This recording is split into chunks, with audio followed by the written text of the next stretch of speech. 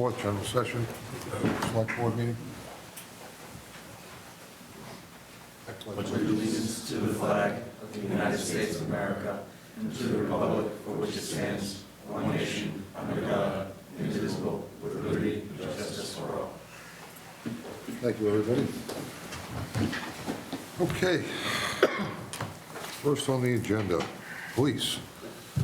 Thank you, Mr. Mr. Segre. Chairman. We have Deputy Chief Kirshner here for some appointments in the police department.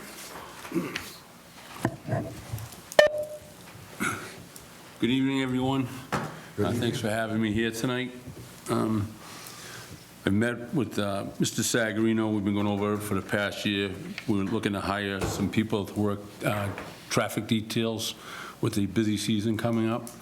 We've had a couple of big projects over the last couple of years and struggling to get bodies. So with the work with Mr. Sagarino, we were able to create a civilian traffic division and to add more bodies to help us with the details. And we got a couple of big projects coming up with MWRA and the Cambridge Street project.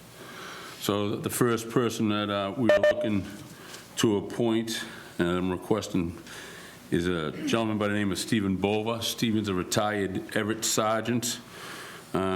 He retired just a couple of years ago. He was well respected amongst his peers at Everett PD. He's had a great career there. I personally know him from doing some stuff with work with him. I've known him for over 30 years. His law enforcement background will be a plus for us while he's out there on the streets, along with his knowledge of emergency services. So with that being said, I request Mr. Sagarino if we can appoint Mr. Bova. Thank you, Chief. With the Chief's recommendation, I wish to appoint Stephen Bova to the position of Special Police Officer in the Burlington Police Department and ask that the board waive its 15-day waiting period. So moved. Second. So moved and second. All in favor? Aye. Opposed, abstained? 500. Thank you. Thank you. The next person we would like to request appointment for is a former Burlington firefighter, Captain Kevin Brown. He was a senior captain and retired in 2021. He has valuable experience in managing emergencies and fire scenes and has excellent knowledge of the town geography. He grew up here in town. And again, another gentleman that was well respected over at the fire department and is willing to come on and help us during the detail season. So that being said, I'm requesting that we appoint Kevin Brown Thank to you, the Chief. Civilian Traffic Division. Thank you very much, Chief. I wish to appoint Kevin Brown to the position of Traffic Specialist in the Burlington Police Department and ask that the board waive its 15-day waiting period. So moved. Second. So moved and seconded. All those in favor? Aye. Aye. Opposed, abstained? 500. Thank you. The next individual is actually an active member of the Burlington Fire Department since 1997, and that's James Brown. He's a captain over there at this time. Again, another one who has valuable experience managing emergencies and fire scenes. He also works as a traffic over in Lexington Police. So he does civilian traffic over there, working their details at this time. So he's looking to come back here to Burlington and do it here. Another one who has a lot of respect over at the fire department, and he'll be a plus for us within the Civilian Traffic Division. Thank you, Chief. With the Chief's recommendation, I wish to appoint James Brown to the position of Traffic Specialist in the Burlington Police Department and ask the board waive its 15-day waiting period. So moved. Second. So moved and seconded. All those in favor? Aye. Opposed, abstained? 500. Thank you. And the third individual is also a retired firefighter. It's John Hannafin, who served on the Burlington Fire Department for 31 years. Again, has a lot of knowledge with emergency situations, was well respected over there amongst his peers, and grew up here in Burlington. Will be a great addition to helping us with the Civilian Traffic Division. Thank you, Chief. With the Chief's recommendation, I wish to appoint John Hannafin to the position of Traffic Specialist at the Burlington Police Department and ask that the board waive its 15-day waiting period. So moved. Second. So moved and seconded. All those in favor? Aye. Opposed, abstained? 500 in favor. Thank you very much. I appreciate your time. Thank you, Chief. Have a nice night. Before you move on, can I just make one comment? You can make two. Well, one is fine. I didn't want to leave out an opportunity to thank both Chief Brown Deputy Kirchner, and both collective bargaining units.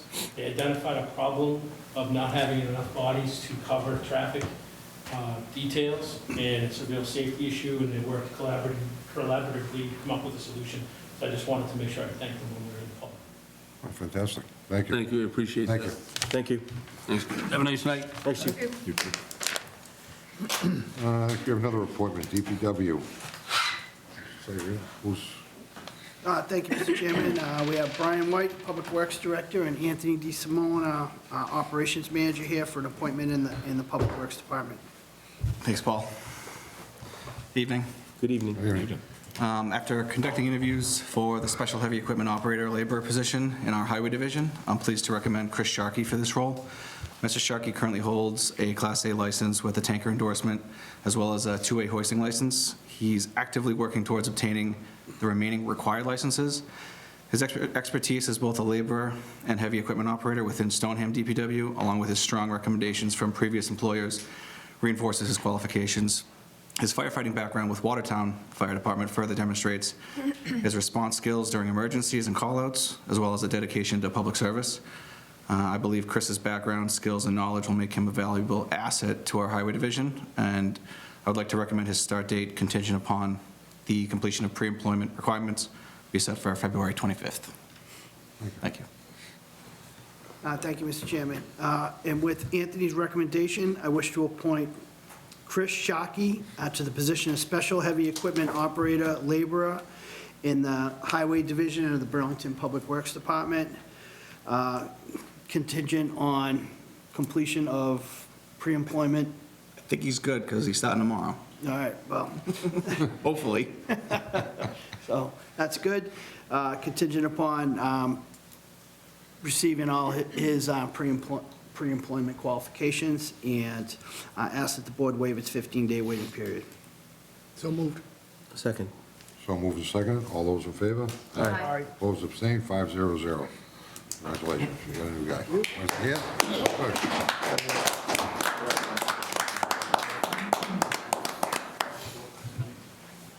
Good. Congratulations, welcome aboard. Congratulations.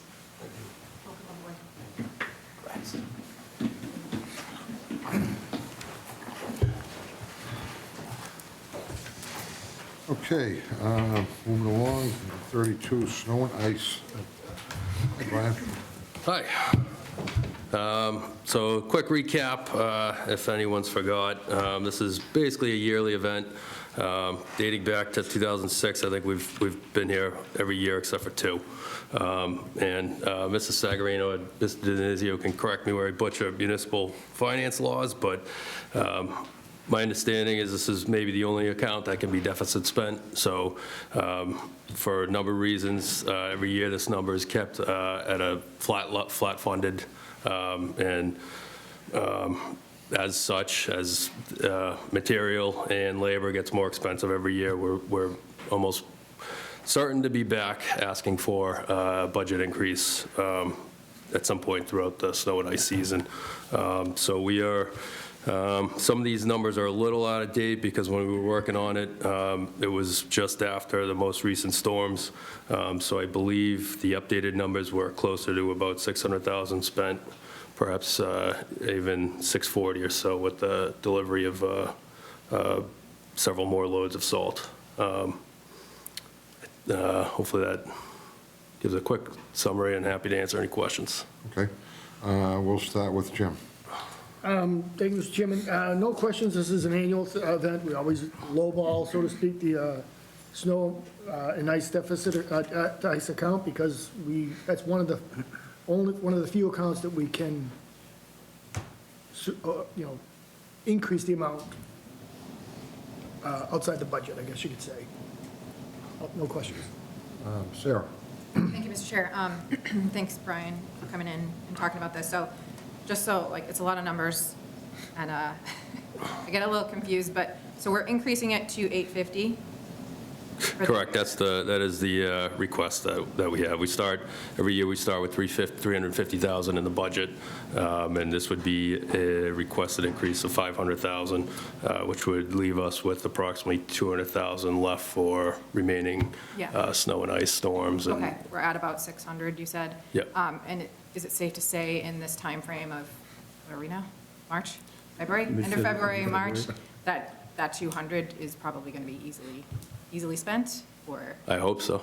I hope we're under it. Yeah, what happens if we are under it? If we're under, I believe the rest just goes back Okay. to the general fund. If not, we'll be back asking for some more. Okay. That's all I had. Thank you so much. Sure. Mike, No questions, Mr. Chairman, thank you. Nick, No questions here, thank you. this is going on for every year that Chairman, I've been can I here. just add, and it's just a little bit of quirk in municipal finance law. So the overage is actually being accounted for as we prepare the budget for 2026. So every year, snow and ice is sort of split between 2 years. And there are some reasons why it makes sense to keep it level within the budget, related to federal grants and reimbursements that we may get in the future, so. Okay, thank you very much. John, anything to add to that, or you did a great job? They both did a good job. Okay. No, yeah, this goes on every year, so I have no questions for it at all. I'd just like to get an approval. Mr. Chairman, I make a motion we approve the request of $500,000 for the snow and ice deficit account as presented. Second. Motion and second, and all those in favor? Aye. Opposed, abstained, 500. Thank you. Thank you. Every year. Thank you, guys. Thank you, guys. Have a good night. You too. We have an update, Mr. Sagarino. Thank you, Mr. Chairman. We have Sam Hockenberry here, our management procurement analyst here, to give the community, hopefully, an update on the municipal aggregation program. Hi, everybody. So about 2 weeks ago, everybody started receiving their February Eversource bills, and they were much larger than people had expected. And so we started getting some calls, and I thought it would be a good chance to just talk to you and to talk to the community about what drove that and how that's different from the aggregation program, because I'm sure it was a lot of discussion about, well, I thought I was saving money. So just want to go over what the Eversource billing system is, what aggregation is covering, and what the actual change in people's billing that they experienced recently, what drove that. So if you look at page 1 of your Eversource bill, you see the total amount due at the top, and that is a combination of 2 pricing factors. So there's the supply, which they always color blue, and the delivery, which is green.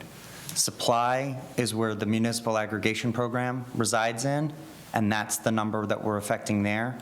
Delivery is Eversource. That's how they pay for their workers, the poles, all of their equipment. And it's the delivery rates that changed, and that's what's impacting the increased electric bills. The other important factor to always remember is your kilowatt usage is going to drive your bill for the most part. So the more you use, the more you have to pay. If we go to page 2 of your Eversource bill, which is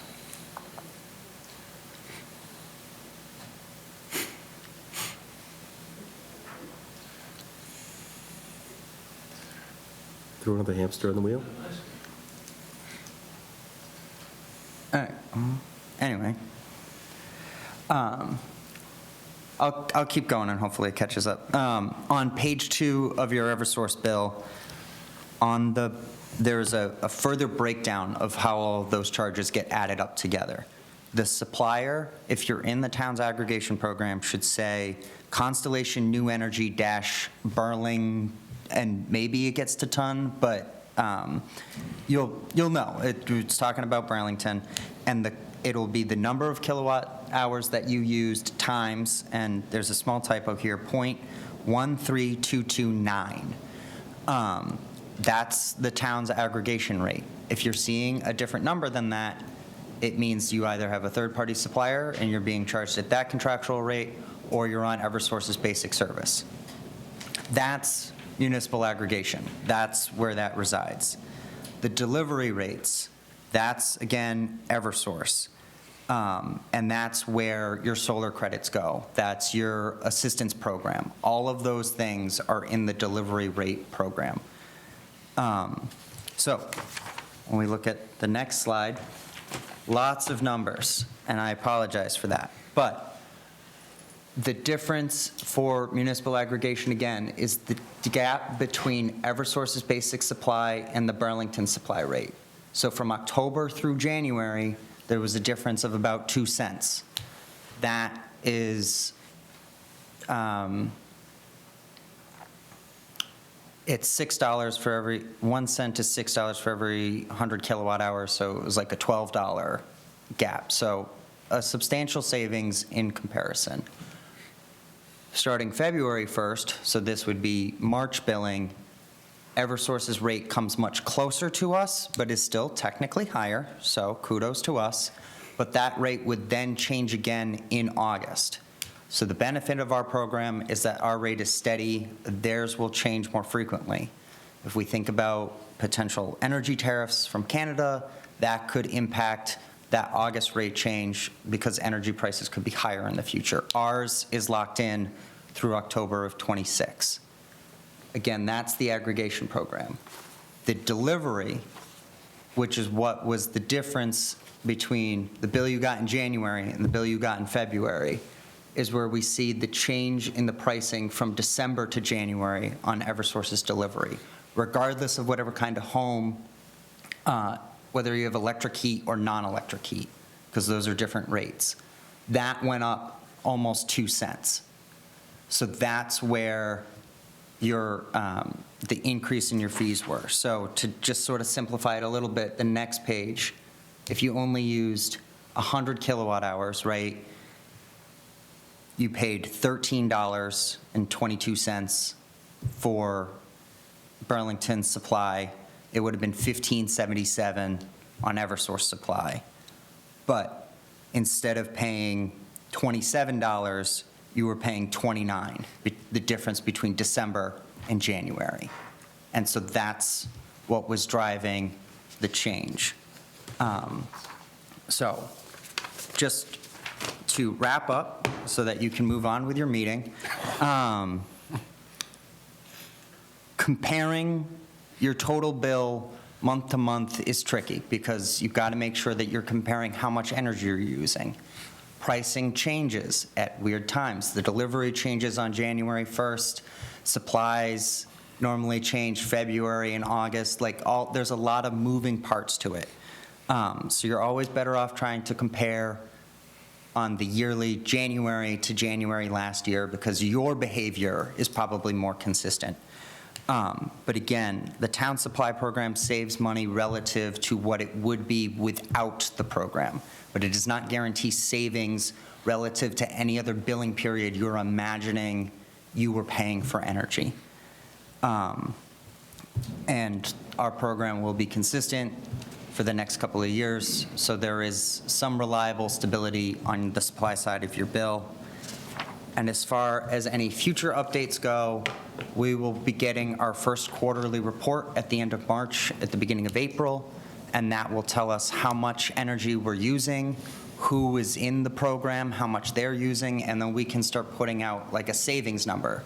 Residents in Burlington saved X number of dollars over the first 3 months of the program. So we'll be getting that information soon, and that'll be something I can provide to you.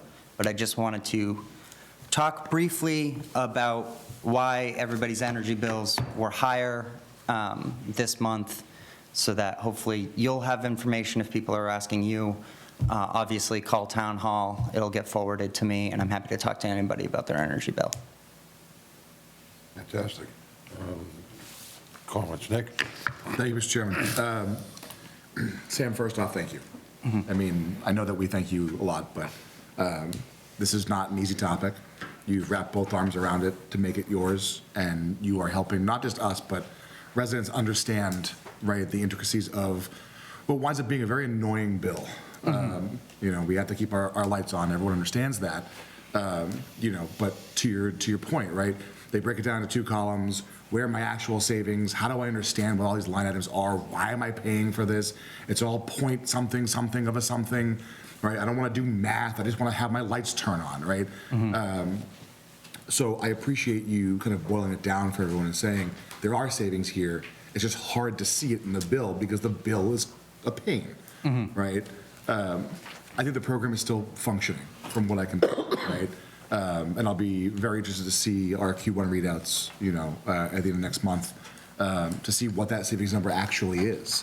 But I mean, I even found myself trying to explain to my parents, having listened to the conversation, been a part of it numerous times, and still getting confused by their questions. And I was like, you can call Sam. His number's right here. He knows better than I do. So I can only imagine how folks are feeling when they look at their bill and they see the price higher than, expect or want it to be. I distinctly remember this board getting, or maybe it was just me, getting very aggressive with Eversource a couple of years ago when they were here trying to legalese their way into something, and we had just gotten that 25-cent, hike, and everyone was losing their minds. Rightly so, right? It shouldn't be so hard to turn lights on, or afford to do so. So thank you. Keep it up. Keep us posted. I don't care if there's a lot of numbers. I know that you'll help us get through it, and that we'll all come out better for it. So appreciate it. Thank you. Thank you, Mr. Chairman. Thank you, Mr. Chairman. Thank you, Sam, for all your work on this. It is tough to follow, but I've got a better picture now and appreciate all of your help on this. Thank you.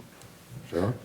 Thank you, Mr. Chair, and thank you, Sam, again, for everything you do on this somewhat confusing and ever-changing topic. So in terms of the delivery rate, that changed for everyone, no matter if you were on municipal aggregation or third party or basic rate. That Yep. changed for everyone, and it's, Yeah, the delivery rates are set by their region. So Eastern Mass, Rhode Island, New Hampshire, Western Mass, it's on a regional level. It's completely agnostic to whether or not your community in particular is on an aggregation program or not. okay. And is there any sense, you probably don't know this, but why it went up so much? Is there any kind of predictability around that? Is it the time of year, or why? did it go So up? the delivery rates, I think, are more the annual, and so that's how they're paying, their employees and their salary increases and things like that. And when broken down, there was only 4 categories that really changed its rate value, and it was transmission stuff, so it was and solar was another one, so solar improvements, so they have capital expenses that they need to be able to pay for, so that ticked up a little bit. So it was all of those things ended up being close to 2 cents when aggregated together. Okay, and I guess I don't pay close enough attention to the delivery rates on our bills, but does that sort of right size at some point? Does it come down, or is that just kind of what it is now, moving forward? That's certainly what it will be for the rest of the year, so there shouldn't be, and the only other changes you should be, I think, expecting in your bill, as long as you're on our program, is just how much energy you're using. So that rate should settle a little bit, but yeah, that's set by, I think, during the year, and that gets approved by the Department of Public Utilities. They have to go through their process. I'm not sure the full extent of all of the hearings and things, but I imagine it's involved. Okay. Yeah, it's a lot, but thank you so much. I have no other questions. Thank you, Mr.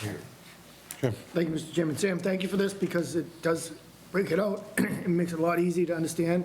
If people have questions, do you send them this?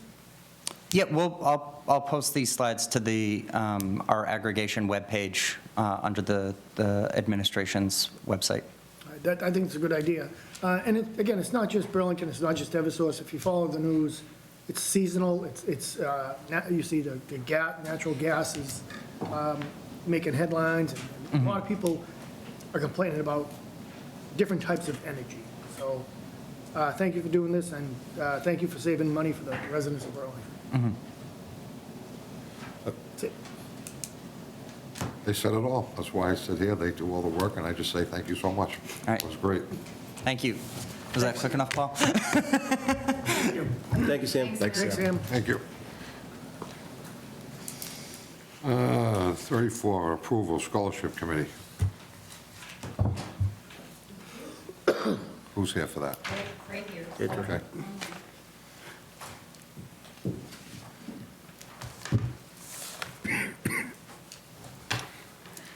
Hi, can Hi. you just introduce yourself and... Yeah, I'm Kendra Lamoretti. I am the chair of the Burlington Scholarship Committee.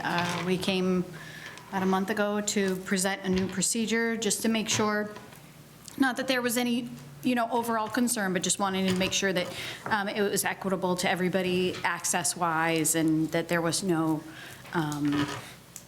presumption or view or any thought of any kind of bias or anything like that. So we have, I had spoken with Paul, and we had come up with a system. We have an email in which individuals can submit the application in that mode, and we will still have the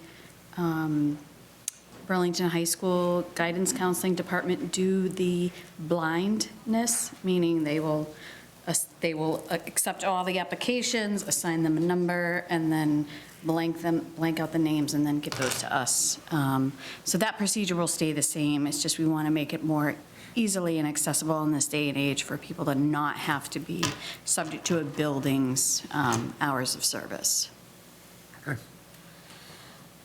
Anything to add, Mr. Sagarino, right now, before I go to the board?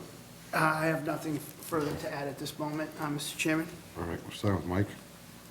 Thank you, Mr. Chairman. Yeah, I looked over the new front page there, and I think that adding the email address is a world of a difference, and it'll make it so much more accessible for everyone in all hours of the day, as you just mentioned, and I think it's a great solution. So I thank you for all your hard work on this, and also with the scholarship committee. It's a huge help to kids going to college, and with the prices of college these days, I don't know anyone affords it. So you're doing great work. Thank you. Thank you.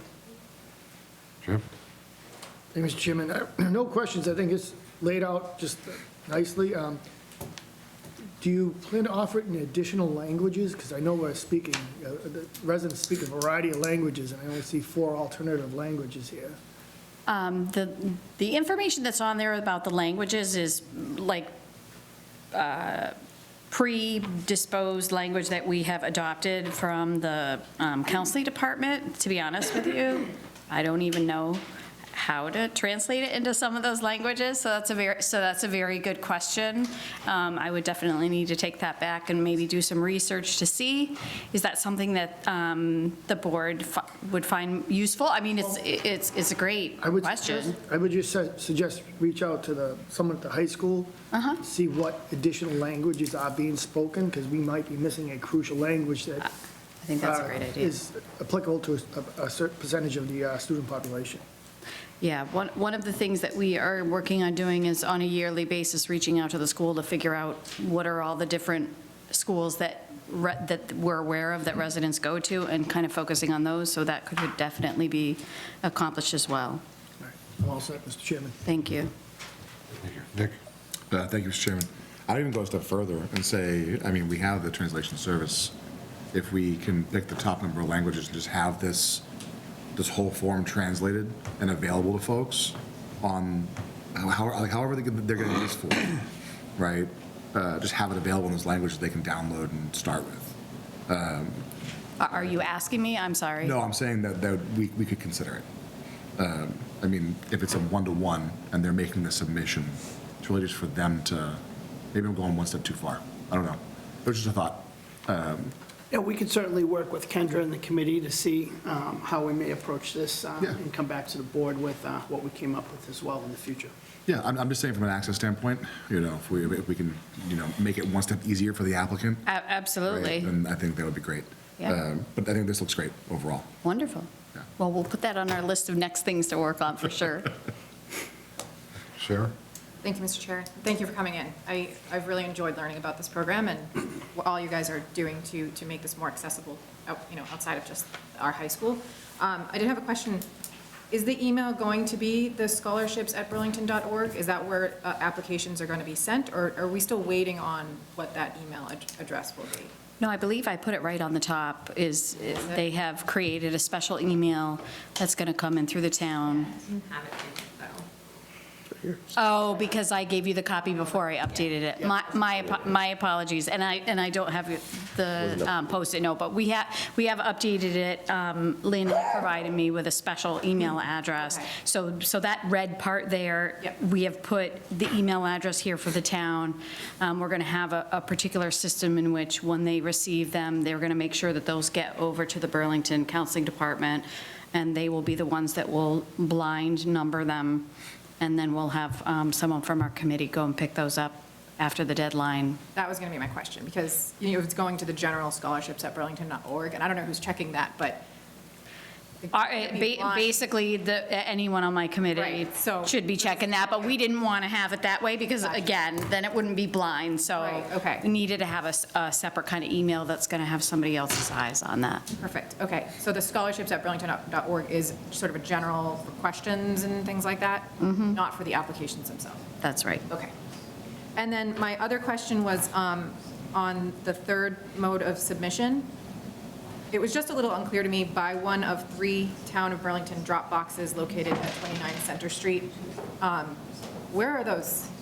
There's one in the front and one at the 2 doors, and I had no idea. It was through our discussion that I discovered that. I only knew of the one in the front, so. I literally am here every single day, and I've never noticed, so, okay. So. And are they labeled scholarships, or? No, it's just, Dropbox. Okay. Just drop box. So it'll be kind of clear to people that that's where? well, we put on the front of the application specifications, if you're going to put them in the Dropbox, thank you very much.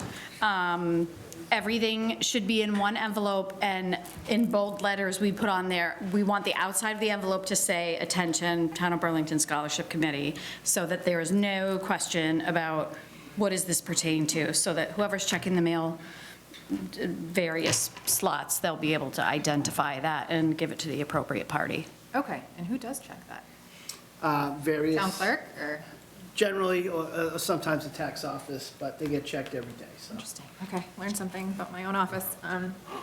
Okay, I don't have any other questions. Thank you so much for everything you've done here. Thank you. So, all I can say is thank you. It looks great. I think it's going to be an easier way for people to get the applications in there. So thank you for your time on this. There's something else to go over? Yes, thank you, Mr. Chairman. The second part of this is Ms. Lamoretti was kind enough to submit a determination of a conflict of interest to the board. The board appoints all the members of the town scholarship committee. So what Kendra is informing the board of is the fact that she has a child that may be eligible for a scholarship, and she's basically asking what the board would like her to do to rectify that situation. We're able to speak with town council about it, so it's clearly up to the board's discretion, but I think in talking with Kendra, she's perfectly comfortable if the board could make a motion to allow her to maintain her chairmanship of the committee, but just not participate in the selection of the scholarship recipients. I think in our discussion, she thought that that was a good idea, and it was something that the committee should consider about making a policy of theirs going forward, that anybody sitting on the committee that has a child possibly eligible should not be allowed to participate in determining who gets the scholarships. And I think Kendra's fine with that. And like I say, kudos to her, one of the first volunteers ever to, thoroughly read the conflict of interest policy that Amy's required to send out every year. So, thank you. You're very welcome, and anybody who knows me on any kind of volunteer group I do it very meticulously, so I appreciate that acknowledgement. That means a lot to me. So just to be clear to the board, you could decide to allow her to participate by determining that the financial interest in the scholarship was not great enough that would impact anybody's decision. They are blinded applications, or you could, again, my first suggestion and my first thought as a town administrator would be, for Kendra's sake and for the committee's sake, just to have a rule that people can't participate in the off chance that somebody's child were to get selected. Maybe more grief than it's worth, I think, for the Agreed. committee members. So the, You can decide anywhere within those range of possibilities as the board as to how Kendra could participate. okay, I have my own thoughts, but I'm going to go to the board first. Michael? Thank you, Mr. Chairman. Yeah, I think it would be the only fair way to exclude you from the selection process. And it kind of stinks because it's so hard to find good people and volunteers. And I want to thank you for your honesty and your coming forward and letting us know. I mean, you could have easily kept going and no one would have probably known the wiser. So we appreciate that. And that says a lot about you and your character. But I think in the interest of fairness, that to remove yourself from the selection process would be the best move, and probably put that in the bylaws or whatever, that any member of the committee that has a child eligible for a scholarship should not be allowed to participate in the selection process. Hopefully next year you can jump right back in on it. Absolutely, And thank you. again, thank you for all your work with the scholarship committee. It's awesome. Appreciate it. Thank you, Mr. Chairman. Thank you. Sarah? Thank you, Mr. Chairman. I agree, and I do appreciate you bringing that up. I think that in itself shows that you have integrity, and, but I think this is also just a way of sort of protecting you a little bit, because if by chance you could, as impartial as you could be, your child did get selected, then who knows what, the optics of that. People could point fingers and say, hey, how do, that kind of thing. So I think for your sake and for fairness for everybody, it makes sense just for this year, I guess. Is that what it is? Yeah, it would Okay, just so be this for year. You're sort of Yep. recusing yourself from the selection process, but still being able to be active in the committee? Yes, I appreciate that. Nick? Yeah, I am in alignment with the members of the board. Obviously, we don't want to kick you off the committee. You've been doing great work. But I'd love to get town council's 2 cents going forward, because, I mean, as we are shorthanded typically with volunteers, what would a policy look like should more than one person be on the committee and have a child who might benefit? And is it just immediate children? Is it extended nieces and nephews and grandchildren? Like, how do we look at this, right? Yes. So, I think 2 things, right? I'd love to hear more about from town council on their thoughts about how to handle a more specific policy. And then I'm happy to have you continue serving and just not, be part of the review process this go around. Absolutely. Jim? Thank you, Mr. Chairman. I concur with what's already been said. My question is this, though. Does this need to be voted on, or is it just? It needs to be voted on. And again, I think Nick's suggestion, I know that Kendra and the committee are interested in doing some more formal policies and procedures. I think we don't want to call them bylaws. That's a little bit more significant here in the town government. And then we can have town council look them over and give some suggestions and feedback. Absolutely. And again, think about that, I guess that question that Nick brought up about whether we have multiple members that can participate and what would that mean? Yeah. That's it, Mr. All Chairman. set. I'll say this, Kendra, thank you so much for bringing this forward. I think that, like Sarah said, it shows your integrity as a person. It shows who you really are. I think it's a million things, I think, in my head. I'm just not going to go with all of them. But I think the board is right on this. Step aside and still do what we got to do for that. I just think it's incredible what you're doing. That's all. Thank you. Most people wouldn't do it.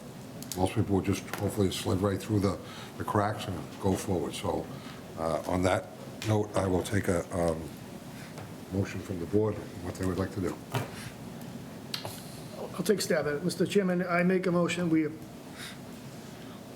can make them both together, the finalize and the conflict, right, Paul? Yeah, I don't think we need to vote on the finalized, but Okay. You can if you want. Well, it just said approval, so I was just going on what it Yep. said. So, all right, we won't vote on the finalized thing. We'll just vote on the conflict of interest one. Mr. Chairman, I make a motion that we, that Kendra Limeretti must abstain from the selection process for the scholarship committee for this year, and for that's the motion to make it.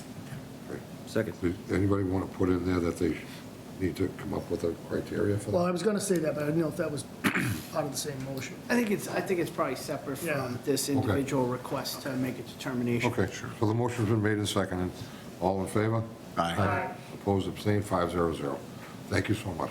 Thank you so much. I appreciate the opportunity to come before you, and I look forward to organizing the process and getting some more information going Kendra, forward. do you want to do a sales pitch Well, you have the. Yeah, I mean, if there are any seniors out there, residents of Burlington, we would love to have your applications. We will, within the next 2 days, be sending those out to all of the school counseling departments that you may be attending, or if it's an online school or maybe we're not aware of it, please feel free.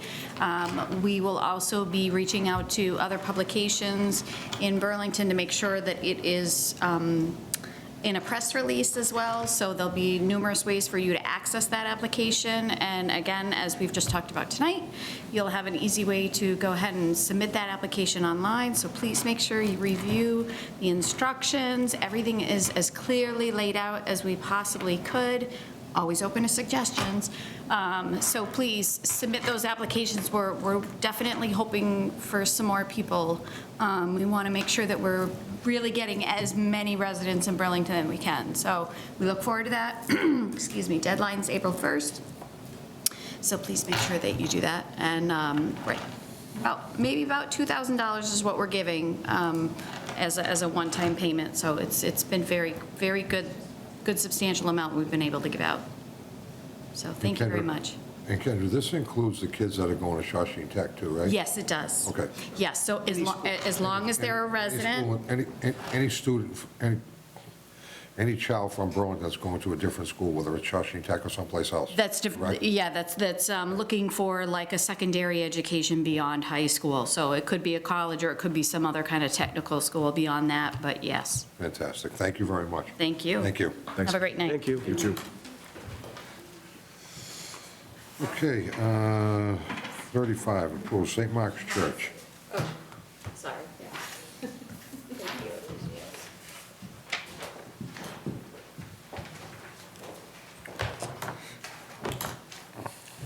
Good evening. Good evening. My name is Deb Raymond, I'm Sally Willard. and we are here, we're actually from the United Church of Christ, but what we're proposing is a procession that will go from St. Mark's Church up Bedford Street. It's 0.7 miles. It's a Palm Sunday. This is the second year we did it, so we're hoping you approve it again because you approved it last year. What it is it was about 40 people last year. Of course, we're hoping to double that number, but we went up the sidewalk of Bedford Street.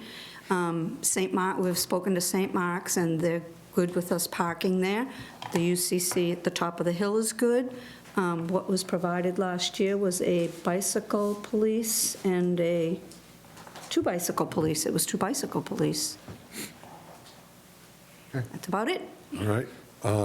We'll start with Nick. Thank you, Mr. Chairman. For some reason, did you not have a mini horse last year? Oh, we had a mini horse. You did? Yes, and we're having it again. I don't know why I don't. Yes, thank you. That's the most important part. I read it and I was like, a mini horse? Why do I not recall? I feel like that's something that would stick in my mind. Of course. Right, exactly.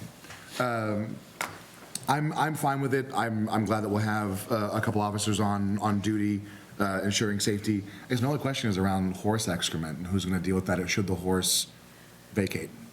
Which they probably do, and they take care of it. Okay.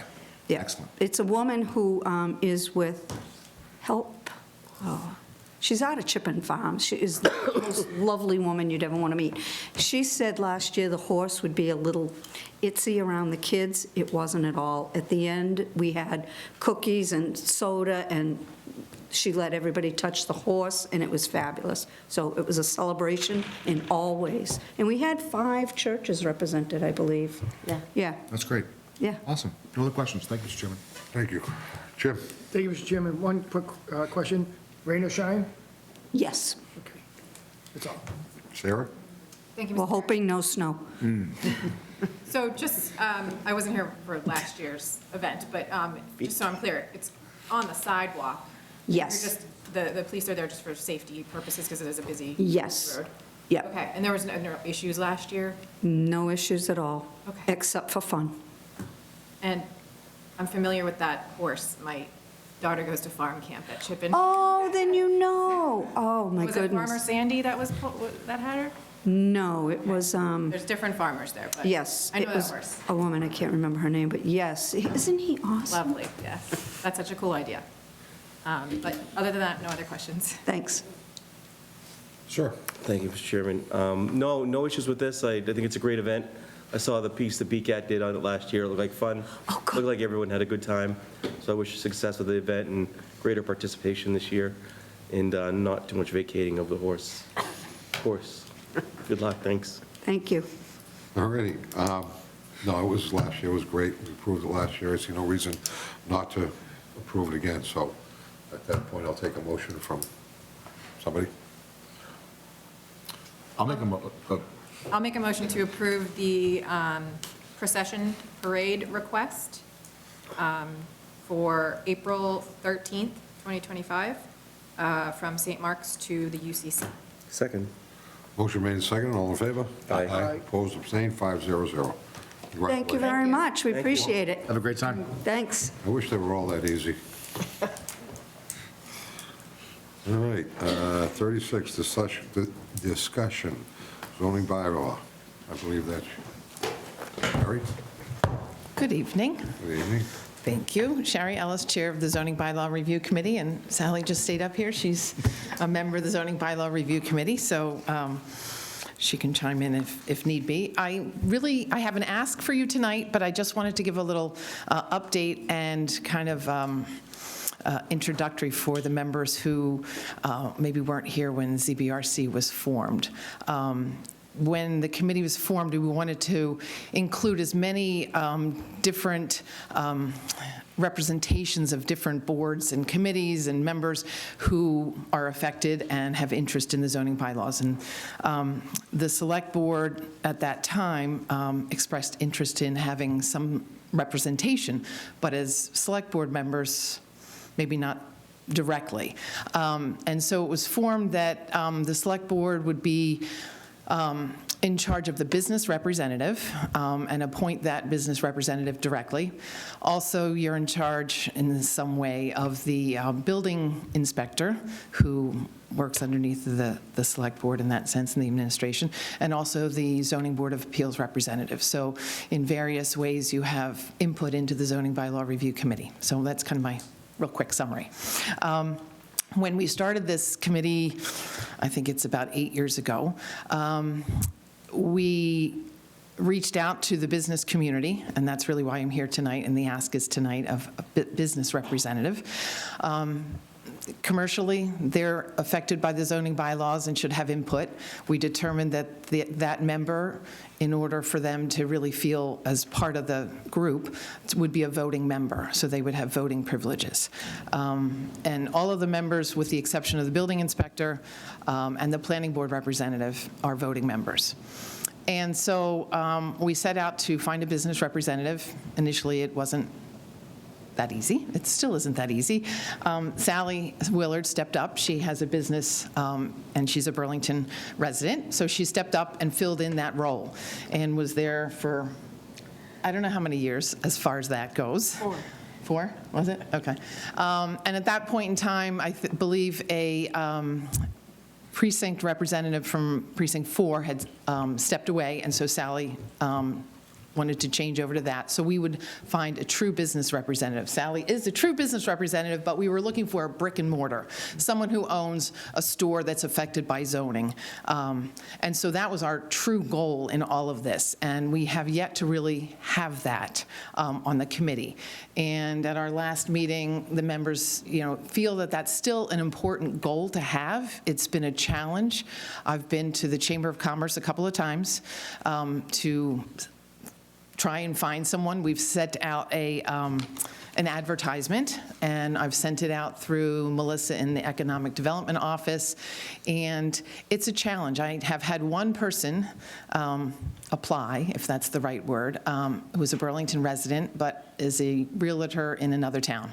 So it really wasn't what we were looking for. I thank the gentleman, but it really isn't what we're looking for. So I'm really here tonight to ask for help and for your role and your assistance in trying to find a brick and mortar business representative for our committee.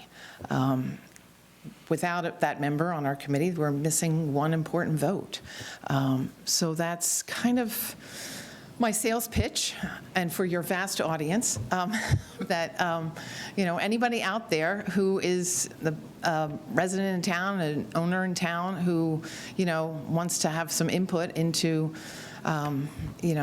businesses and being zoned in Burlington, and it has interest in that, we'd welcome. Let me, I'm sorry, I didn't mean to cut you off. Nope, I'll ramble on forever. What are the meetings? Are they once a month, once every 2 months? Are they every week? Are they? Currently, we meet the second Wednesday of every month, Okay. and it's at 6:30 currently. I will tell you that as chair, I'm stepping down, which is why I'm here, so I'm trying to leave this committee in a full membership. And so I can't say going forward that all the members do seem to think Wednesday evening at that time is a good time. We do that. The planning board is available to us because they work late on Wednesdays. That's always been a good relationship there. So that's the current. Okay, I'm gonna ask you this. Could you possibly send that to an email to the 5 of us? I want it definitely, but I think the 5 of us should have that. When the meetings are, what you're actually looking for. Is it, and I'm only gonna use it because I'm sitting here, is it someone like myself that owns a building in Burlington that has a Yes, you'd be a wonderful member. You want to join us? I was going to nominate Joe. I was hoping you'd walk right into that. Volunteer to me. How do we solve that problem? Yep, thank you. Have a good night. Mr. Chairman, I'd like to make a motion. Second. Perfect, okay. Anyway, But- yes. So, okay, good. I just got, I guess, no, not right now anyway, but I will think about it. But someone that has a building and a business, or just the real estate side of it? Because some people, I know a couple guys that own. Either or both. It could be, there's no it's not really specified in our charter. It could be a tenant in a building in Burlington. Yeah. It could be the building owner. Okay. I suppose it could be the I guess I'm developer. just looking for the criteria that you're looking for. So Yeah. someone that owns a building, or owns a building and has a business, or someone that's a tenant in a business in Burlington, but can they be from out of town? You'd rather not have that. I believe it typically I have the charter here in front of me. Currently, I believe you're supposed to be a Burlington resident. Okay, all right. Again, I've given the instructions to the committee to think about this too, because since we've been in existence, we really haven't had a full-fledged business representative. So at our meeting, we discussed, well, maybe it isn't meant to be, and everyone said, no, it's important to be. Should it be a voting member? Should it be a non-voting member? Okay. And so everyone thinks it really is correct, but maybe it doesn't necessarily have to be a Burlington resident. So the committee's going to look into that more, and they'll keep you apprised of that. Whether, do they, as you say, could they be not a resident but have a business in Burlington? I mean, I have quite a few tenants in the building, plus another spot that I have, but I'm going to ask them if anybody's interested. I'd say probably 7 of those are Burlington residents. I'll ask them first, and then we'll go from there. But if you could send me that information on when you meet and all that kind of stuff. Okay. I never go first, but I did this time, so now I'll put it out to Sarah. Yeah, I just, another thing to note about your meetings, I believe they're all fully virtual, correct? Well, they have been because they've been allowed to be, but I am under the impression that so far nothing's been passed. So they will be going back to hybrid, and we'll have our meetings, typically it's been in the Town Hall Annex, but we've always had the hybrid since the Select Board approved that availability. We've always had a hybrid. We have a couple members who travel worldwide, but managed to make our meetings because of that hybrid option. So it's been great. So as of March meeting, it will be hybrid. Okay. So, going forward. Thought that would be an easy question, but more complicated than I would like. So I have nothing to add. I will definitely put feelers out. I think probably people like Joe have more connections with that kind of thing than I do. But if an email to all of us would be helpful, just really what you're looking for, simple, basic bullet points, so that we can put that up there. Okay. Okay. What's that? Jim? Thank you, Mr. Chairman. I was going to throw Joe under the bus, as probably everyone up here was going to do What else it. was new? You did answer my question about, you did answer it about the residency and business owner part. That was the only question I had. But I was thinking maybe someone from Made in Burlington might be interested. That's the first thought that I had, but I'll put my feelers out there as well and see if anybody I know is interested before we subject Joe to another committee. It's all right, it's all good. All set. It's all about Burlington. Like, Thank you, Mr. Chairman. Yeah, sure, we'll ask around and hopefully help you fill the position. And I know it was mentioned at town meeting, but I don't know if we'll ever get an opportunity. I want to thank you for your 30 years of service to the town. Thanks. In town meeting. You've done a lot, and you've could have been in like almost every meeting I've seen, and your dedication, it's appreciated and noticed. Thanks. So I wanted to publicly thank you for everything you've done for Burlington. Thank you. Thank you, Mr. Chair. Nick, Here, here. I'm only going to add to this by saying that I think, we've got Melissa to reach out to, right? She's very well connected to the businesses in the community. I don't think it would hurt to ping, the chamber. I think that we should, even if the request is to consider Burlington residents first, I think we should just cast a wide net and see who we get. And if we get no Burlington residents, but we do get a handful of people who are, meet the other qualifications, then we can, maybe pivot at that point. But I think if we start small, then try to recast, I think that we're going to be missing people that first go. So just for consideration as we step forward, but let's, on top of Joe, let's, leverage Melissa and the chamber and see who we can find. Yeah, just to be clear, Melissa did blast it out to her business list as well. Okay. And she already had gone to the chamber a couple times, so this is more of a desperation kind of move at this point to bring it to this So forum. we're shaking a different tree here. Okay. So hopefully, through networking of Yeah. board members, hopefully try to track somebody down. Okay. So my ask is to, what you've done here, and to reach out, but also in the advertisement, I forwarded the advertisement that has been circulated a couple of times. It used to be, reply to me at my email address, but now, should they be replying to what email address or whom? Select Board is, you guys are the appointing authority, so is it selectboard@burlington.org? Is that the place to? Yeah, if you think that that's the best place for them to go, or select board, also copy to Lynn Okay, for appointments. okay. committees. Well, I'll add that into the advertisement, or whatever you call this, blurb. May I ask one more question? how you can. Thank you. I may have missed the advertisement within all the backup, so I apologize if that's the case, but is there sort of a brief bullet point description of what the committee does? It's clear, it's a zoning bylaw review committee, you're Right. reviewing the zoning bylaws, but more just like, how are you reviewing them? I know you focus a lot on the language, and is there more? Yeah, there's a who, what, where, why, and when Okay. kind of thing in the advertisement, who we're looking for, what we do, why you should be involved in this kind of thing. So where and when we meet. So that was the gist of the advertisement. Perfect, okay, thank you. Okay, I'm actually going to think about this and see what my time factor is, and I may call you and say, I'm in. I just Okay. have to figure out what my other schedule is with everything else. So, All right. Just want another board. It's okay, though. It's all about Burlington. But I Thank will you. reach out to a lot. Please send that email off to all of us. Okay. All right? Thank you very much. Thank you. Thank you. Sherry? Thank you. Sally? And now we're at citizens' time. So, is there anybody in the audience for citizens' time? I see no hands up. Mr. Denizio, is there anybody online for citizens' time? No, nothing, anywhere? Okay. Okay, we're done with citizens' time. Public hearing. Where's my paper? Here we go. Public hearing for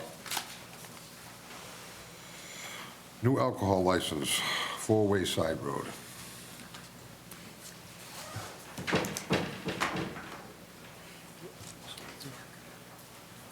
Do you need a motion to, I don't need a motion to open the public hearing. No motion is needed to.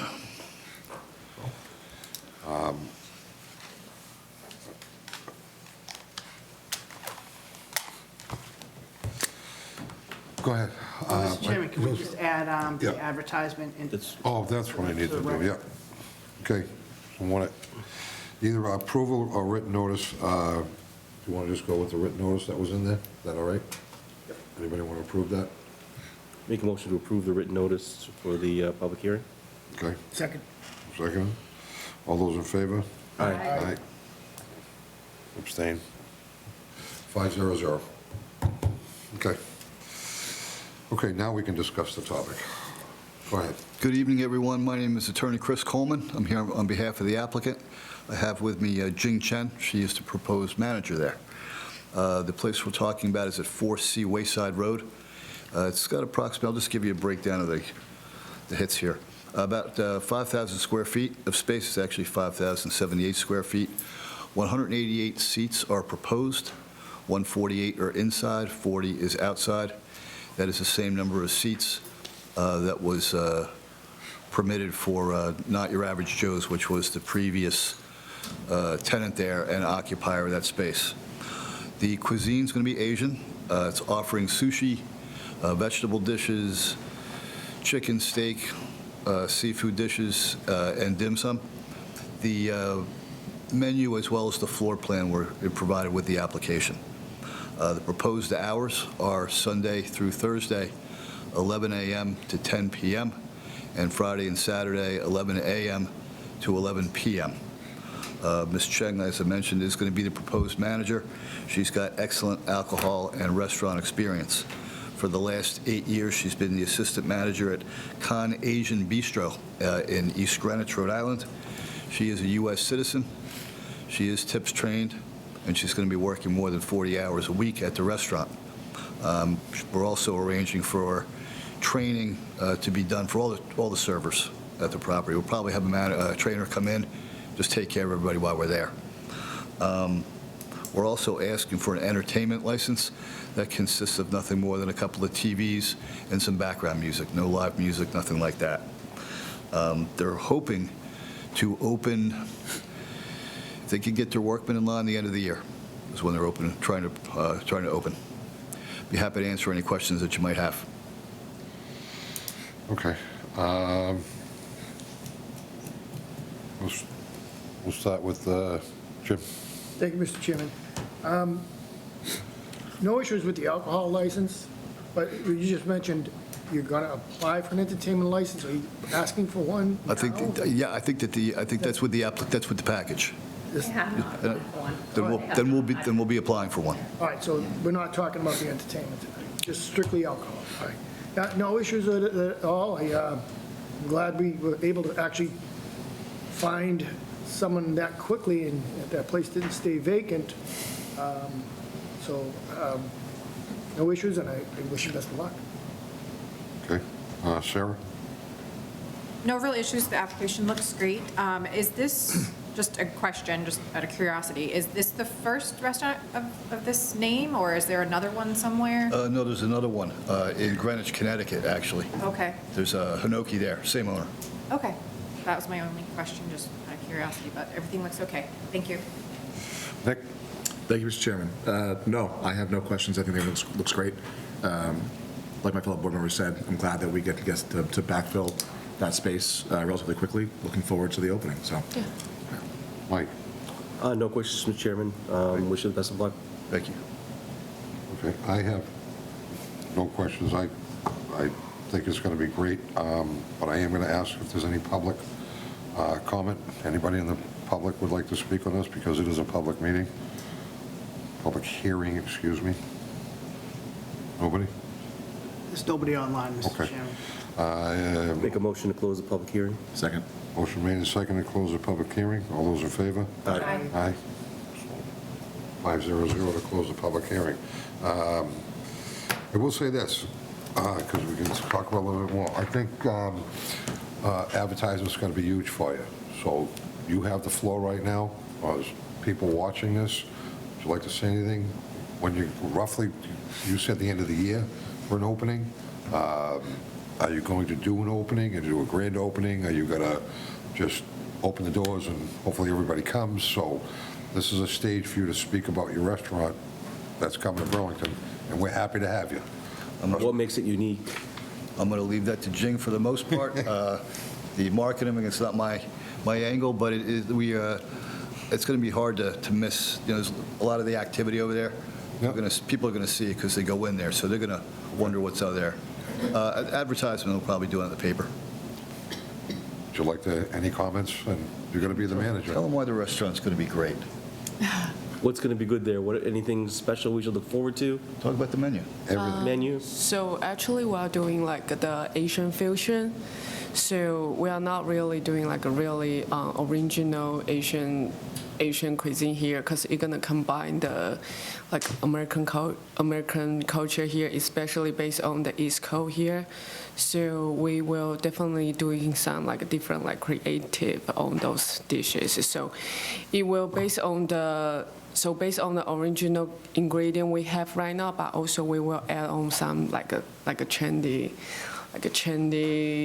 dishes there too. So we're pretty confident to be there. So and also, we also do have a location in Connecticut so far, but we regard Massachusetts a big, like a marquee place for us, our company too. So Burlington will be the first spot before we start in Massachusetts. So Is the chef good? definitely, yeah. Talking about. Okay, Yeah. wonderful. So that's good. I just, like I said, you had the floor, so I wanted to give you the opportunity. Thank you. I hope you come back to us and let us know what's going on, when it's going to open, and so forth, so we could maybe help out with the town side of it and get the place booming. Definitely, All right? yeah. So now, at this point, Mr. Chairman, I'll make a motion that we approve the new all-alcohol license for Hinoki at 4C Wayside Road. Second. motion made and seconded. All those in favor? Aye. Opposed, abstained, 500. Congratulations. Congratulations. Thank you. Welcome to Burlington. Appreciate it. Welcome and good luck. Thank you. Okay, here we go. Approval, 26 budget.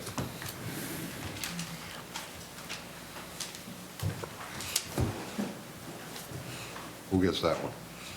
Mr. Denise, you can start, Mr. Chairman. Thank you, Mr. Chairman. Tonight, we have several department heads in to review and hopefully approve some departmental budgets. The first up is Chris Hannafin to review the Veterans and Disability Access Commission budgets. There's two different ones there. Just give you the high-level details. Or actually, you know what, I'm not going to steal Chris's thunder. You sure? Let him say everything he wants to say. The first one, Veterans, is, for those of you using the book, Department 543. And anyone using the email I sent today, you can get that. Good evening. Hello, Chris. How you doing? Good. Yeah, veterans' overall increase is 0.77%. There's not a whole lot of drastic changes. I think in the years past, we talked about it may look bad for a decrease in veterans' aid. It's a decrease from our budget, but it's actually an overall increase in veterans' aid. It's just coming from the federal government rather than coming from the state or the town. We've moved people off of our state aid into federal aid. It's more beneficial for the people to be on federal aid for a number of reasons. Number one is the federal aid is a little bit more than what the state offers monetarily. And then the reapplication process is less strict on the federal side than it is with the state side. Okay. Mike, any questions? No, Mr. Chairman, looks pretty clean to me. Sarah, any questions? No questions for me? Nick? No, sir. Jim? No question, just one comment for Mr. Denizio. John, sending out this stuff in advance, the reasons for increases, decreases, makes this so much more of a smoother process. And that's why we have no questions on most of these, but no questions as far as veterans go. Okay, thank you. Okay, we're good. We have approval? Yep, I need a vote on this. Make a motion to approve the veterans' budget for 2026. Second. Motion made second. All those in favor? Aye. Opposed, abstained, 500. Thanks for coming in. You always got one more. We got Chris for a little bit. Oh, yeah, you got the disability, yeah, go ahead. Disability Access Commission, for those of you using the book, it's Department 590. And the the only real difference this year, before Chris gets started, is something that we added last year, which was the coordination stipend, which is something not new that's been going on, but something that has grown to the point where we needed to dedicate a person and to get paid for doing it. And I'll let Chris talk about what type of time constraints that's put on him and all the good work he's been doing. But that's really the only change in that budget, so. Yeah, so overall, it's a 1.75% increase from last year to this year. I do anticipate this particular department to be a lot busier than, let's say, it was 5 to 7 years ago. There's a lot more emphasis on ADA adherence. There's a lot more emphasis on inclusion when it comes to accessibility, and we're not just talking about physical disability type of stuff. First, when I took over, it was a once-a-month DAC meeting, and that was about it. It's pretty time-consuming now based off of phone calls, and I don't want to call them complaints, more along the lines of ADA questions. As we can see with certain things like the new high school proposal, or the new fields that we're putting in, there's a huge ADA requirement, especially when we're talking about spending money, and there's a certain percentage of money that you spend on a project compared to what the overall the overall budget.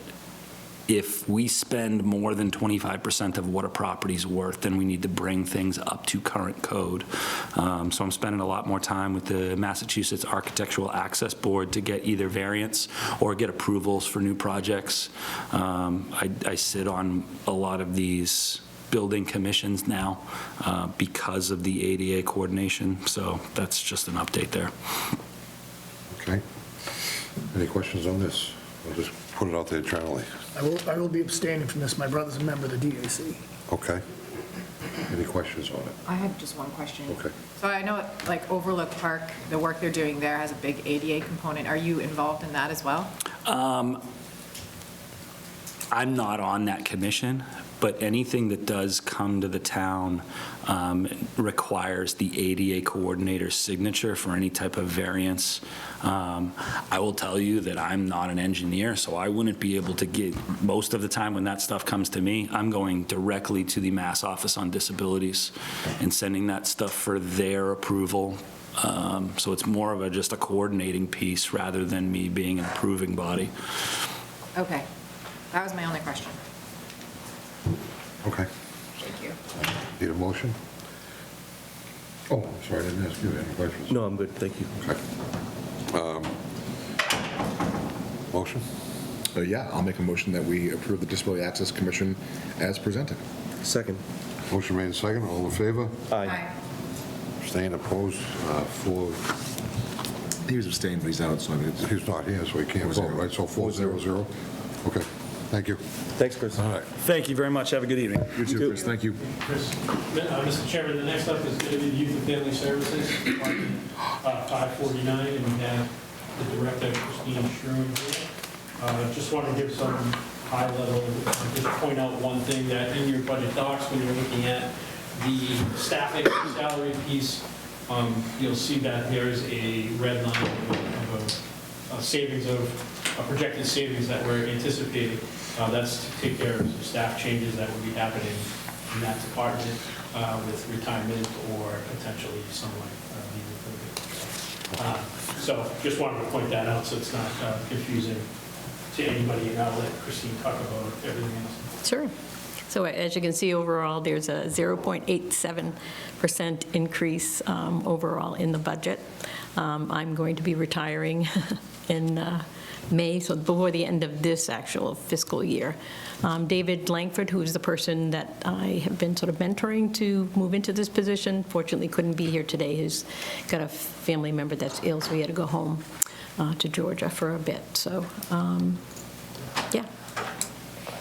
Okay. I'll point out another change in the department was you'll see that the department has a net decrease in FTE, and doesn't have anything to do with either retirement or staffing change.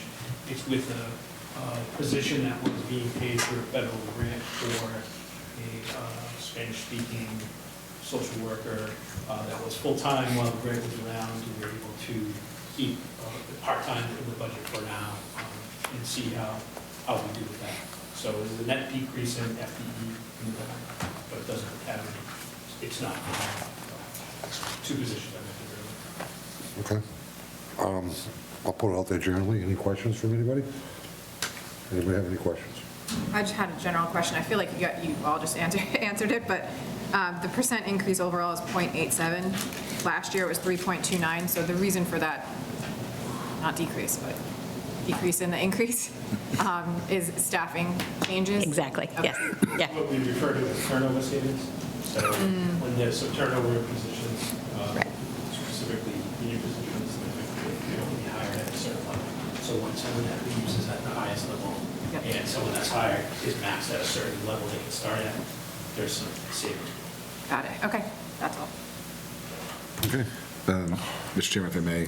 Yes, you may. I just want to point out that I'll be abstaining from this. Okay. As my wife currently works for the Youth Family Services Office. I would also be remiss in not thanking Christine for your service to the community. Thank you. You've done wonderful things with that office.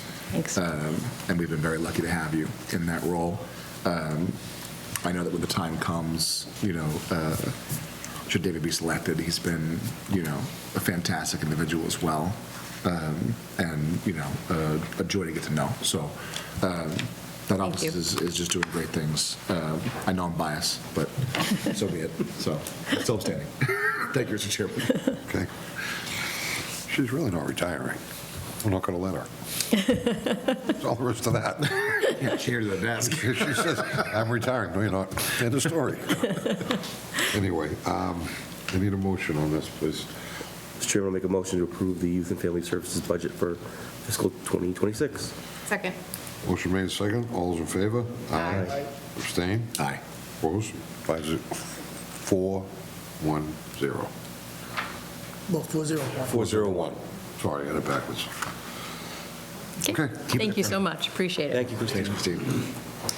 Next, we have the Council on Aging. We have Marge Etna here to speak with you. This is Department 541 for those who books. And obviously the summary kind of mentioned that there's a FTE change in this budget. I can let Marge talk to the whys and hows, but the net result of it is an additional 5.4 FTE, which is a 19-hour part-time position that's being added to the budget. And let Marge talk to any specifics. Thanks, John. So we have, to roll it back a little bit, in 2019, before COVID hit, our outreach workers and social workers were, they saw 388 individual people, so unduplicated numbers, for a total of 1,677 visits altogether, or service units. In 2024, they had a total of 771 individuals that they served, excuse me, for a total of 4,806 units of service. So it's year over year, it's just been exploding.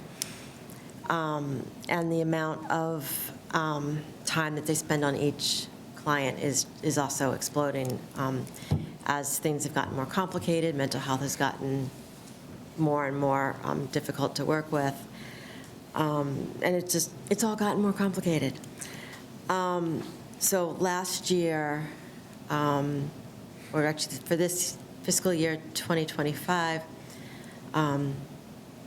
Representative Ken Gordon put an earmark into the state budget for us for 2 part-time social workers or outreach workers. So what we had already going for the one position was covered, and then we have an additional 19 hours covered under that grant.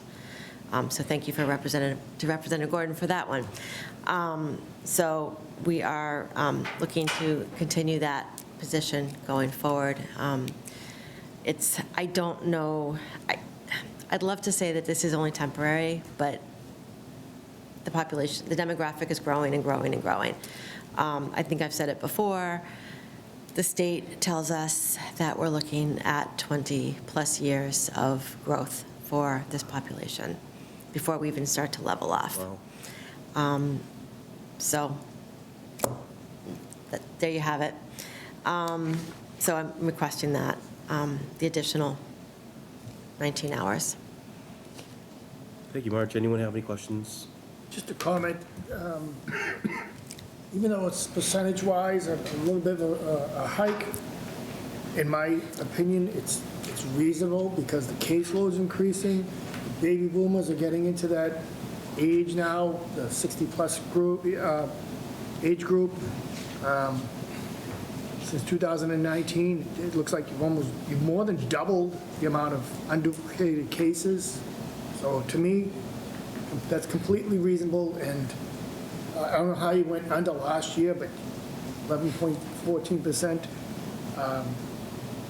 for some of our neediest residents, to me, is not an issue at all. Thank you. Anybody? I do. I just want, just for clarity's sake, how many social workers do you have working now? I have 2 social workers and 1 outreach worker. The outreach worker is not a licensed social worker. And so the addition of the 19-hour social work position exists now, but it's being covered on a grant, and that's why it's being included in the budget now? Is that my understanding? So we have, it's under the earmark from the state for this year. Okay. I'm just trying to, are you actually getting another social? Yes, we are getting a new one. We're in the process of hiring somebody right now. Okay, that's what I wanted to make sure. I didn't want to make sure that you're working on a, the baseline of what you already have when it's clear that you need more. So, No, we've hired somebody, and she starts March 10th. great, okay. That's my only question, thank you. Yeah, I have a comment and a question. My comment is we're very fortunate to be able to meet the need, and hopefully we can sustain that over the next couple of decades. I mean, we've been talking about it since I got on the board 6 years ago, right? I mean, it's nothing new to us. Now it's just starting to really pick up, right? Yep. And it was expected. So I think as long as we keep our eye on the ball, we should hopefully be okay. But if you ever feel like you're not meeting the need, let us know, please. And then, I don't know why I didn't ask this earlier. Is my aunt still working? She is, yes. So I should probably abstain from this, too. Me too, but if you... Yeah, I mean, if I might as well, Obviously, Marge, you have my full support. I love everything that you and that department does. So thank you. Thank you. Thank you, Nick. Yeah, I agree with everybody. It's a growing population. The increase makes sense, and hopefully, going forward, we'll be able to cover it, and maybe even think of even growing it further. If you're saying it's going to be that long of, that many years of continued growth, but something just to keep an eye on. Please let us know if we can help in any way. Thank you. Okay, I'll go ahead and take a motion. Mr. Chairman, Mr. Vice Chair, I make a motion, we approve the Council on Aging for fiscal year 2026. Second. All those in favor? Aye. Opposed? Abstain? I'll abstain. The chair is aye, the vice chair is aye, so 3-0-1. Thank you, Marge. Thank you. I'm not done yet. Oh. Thank you so far. If you will. The next part, while we have Marge here, which is on the agenda, is called local transportation. In the online version, it's in other accounts. No, I didn't see it. And in your book, it's in the very back. So this is the Lyft rideshare program. We have been, for several years, trying to find out what the right size is for this budget, and we'll be doing that probably for several more years. And you see in the backup, it's quite popular. Marge could talk more about that. But when we end this year, we'll likely have about $50,000 left in the revolving account where we put all this money in and spend. And what goes into that revolving account, or what pays for this program, is the operating budget amount for this year, which is $150,000, which is less than what used to be for the B-line, but we've only been doing $100,000 for the past couple of years. As I said, we're trying to spend down the revolving account, figure out the right size of this budget. What we will have for budget going into next year would be, we'd likely have $50,000 balance at the end of the year. We would appropriate this $150,000 to make $200,000, and then we will also get that TNC. That's the money we get, and we appropriate at the January town meeting to go into this fund to also, that's the 10 cents on the rides that originate in Burlington. So we'll have somewhere in the area of $200,000 to $250,000 next year, and that's about what we're estimating the program to be. It's tough to follow, because if you do the 6 months, the first 6 months of last calendar year, and then the last 6 months, it's much. It could be higher than that if the last 6 months trended the same. If the next 6 months trended the way the last 6 months are, but it's not an exact science. But we feel comfortable asking for, although it's a 50% increase, which is not out of the ordinary for Marjorie. She's here asking for the budget. But it is, it was planned. We'll probably be doing that a couple more times over time until we figure out what that program truly costs. Sure. Okay. Questions? None for me. Nope. From anybody? It was easy. Even approval. Mr. Chairman, make a motion we approve the local transportation budget for fiscal year 2026. Second. Motion made and second. All those in favor? Aye. Opposed, abstained, 500. Thank you, Marge. Thank you very much. Thank you, Marge. Mr. Chairman, next we have Human Resources, and Joanne Faust, Director, is here to speak with us. And just before she goes, every year when we are here, we talk about, we have a conversation with Joanne and say, how do you do it? How do you get by doing the school and the town together? And most years she said, that's not a problem. It's becoming a problem, but we can do it again for one more year. Through some discussions with Joanne and Dr. Conkey and the administration, we finally reached the breaking point where we just can't, the model just doesn't work for us anymore. And both, so we'll, instead of sharing a full-time director, we will both have a full-time director in our budget. What does that mean for us? It means adding, we share like 0.6, 0.4-ish, so we would be adding 0.4 to our budget. The school would be adding something to their budget. We'll continue to have conversations of exactly how the logistics are going to work, but in order to do what we need to do, we need to fund that, the rest of that other position this year. So Joanne is here to answer any questions or add anything further about that. The budget itself was, that's the only change in there, was adding that to the end and some small changes within the expense lines. So we can feel free to add, or Paul wants to add anything on the conversations that we've had, but this is something that we all knew was coming someday, and it's here now. It was a hard realization to make, I have to say, and we do have the conversation every year about the workload in the Human Resources Department. I've been here for 18 years, and it's been a joint position since maybe 5 or 6 years before I started. It's a very different position now. The workload is different. There are a lot of regulations, there are a lot of complications. We have a whole new generation of employee coming in.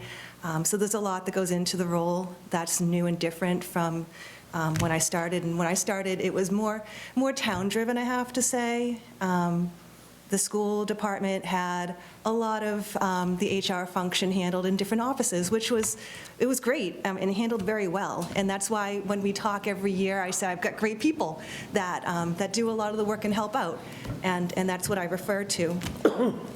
But in recent years, a lot of that work has come on my plate because there have been some transitions within the school department. And so that's been adding a lot more into my my workload. Just to give you some examples, in the last few years, I've been designated as a Title IX and Civil Rights Coordinator. I manage all the substitutes within the school system. I manage the annual training for all of our school employees. I do all the backgrounds, queries, fingerprinting for all school employees, and the redos for all of those. So that's just a small sample, and it's going to continue. There are going to be more transitions within the school system, school department, and there's more that's going to come into the human resources function when that happens. And I just want to get ready for that. And if we were to replace this position today, my thinking is about succession. If we were to replace this position today, I don't think it's very approachable for a lot of people to want to come in and do a job that's joint. It's not the norm, certainly not the norm, and I don't think we'll have the best quality of applicants if we do need to replace it. And the timing now also would be that I'm here. I'm certainly going to be a resource, and to help someone along the way with someone who's established is great, instead of having to start fresh, at some point down the road. So it was a hard decision because I really do like all aspects of the role, the town department, the school department. But I'm thinking about the future and where things are going and keeping everything manageable. Okay. Fantastic. It looked like you were going to... No, just to reiterate to the board, this is a discussion that goes on every year between the administration and Joanne, as well as the administration and Superintendent Conti. So this is something, kudos to Joanne for being able to hold it together for so long and handle both roles. Pretty unique situation that we had going here. In many communities have completely separate departments for many years with far more personnel than we're providing right now. So, I think it's incumbent upon us to listen to the people doing the job. And again, Superintendent Conti is on board with this 100%, that the time is right now for us to sort of, move forward with a different model for how we handle HR, so. Okay. Questions? Jimmy? Thank you, Mr. Chairman. I think I've been one of those people in the years past to say, how do you do this on both sides? Did I hear you correctly when you said you're still going to manage the substitutes? No, that was an example of one of the areas that's come onto my plate. All right, so now this is 100% town side, and you'll have nothing to do with the school system. We'll have one HR director for the town departments, and the schools will have one HR director of their own. I just want to make sure to do all of that work. So make sure that we're getting just you, we're getting you, so. You're getting one person, yes. Yes. Yes, one full-time. It's, when you look at the number percentage-wise, it looks like a huge number, but then you realize, was it 60% funded by us, and then 40% by the school, and we're just assuming the 40% that they used to pay for this position, because it's now all of ours. Exactly. All right, no questions, wanted to clarify that. Thank you. Thank you. Anybody? Just to comment? Yep. Thank you, Mr. Chairman. I appreciate the proactive thinking here, kind of looking ahead on how things are changing, so I appreciate you making the move now and making us prepared for the future and all the changes. So I was also another one that wondered how you did it, so I think it is time, and I agree. Thank you, Joanne. Thanks. Yep, I echo everyone's sentiment. Just appreciate you recognizing when the time is right, and I think both on the town and the school side would agree that the time is right to make this move now. I do wonder will there be, synergy? Will you be working with the other HR director in terms of, enacting the same policies and trainings and that kind of thing? Or is it going to be in your own corner kind of thing? There's definitely going to be interaction. There has to be. We're all town employees, and I've always said that. The truth is the school department has different needs, different requirements, so there will be some areas that will be unique to that realm that the town departments don't need, and vice versa. But where there can be collaboration, I've always tried to connect, all departments together, and I hope that will continue. I've got every intention to work collaboratively with anyone. Great. And then I just saw one of the other drivers was the addition of subscription to municipal salary survey program. Yeah. Can you talk a little bit about that? That's actually really exciting. So we have been doing salary surveys, as needed for certain positions, certain negotiation timeframes. There's a cost that goes with that. And we actually have the ability to get in on the ground level with a company that provides this service. They have been providing this service to the school departments within the state of Massachusetts, and they're very well established. And they're getting into the municipal realm. And Burlington is one of their founding towns in this program that they're developing for the whole state. So it's something that they're building so that we can compare salaries and other terms and conditions of union contracts, such as vacation, sick leave, education stipends, things like that.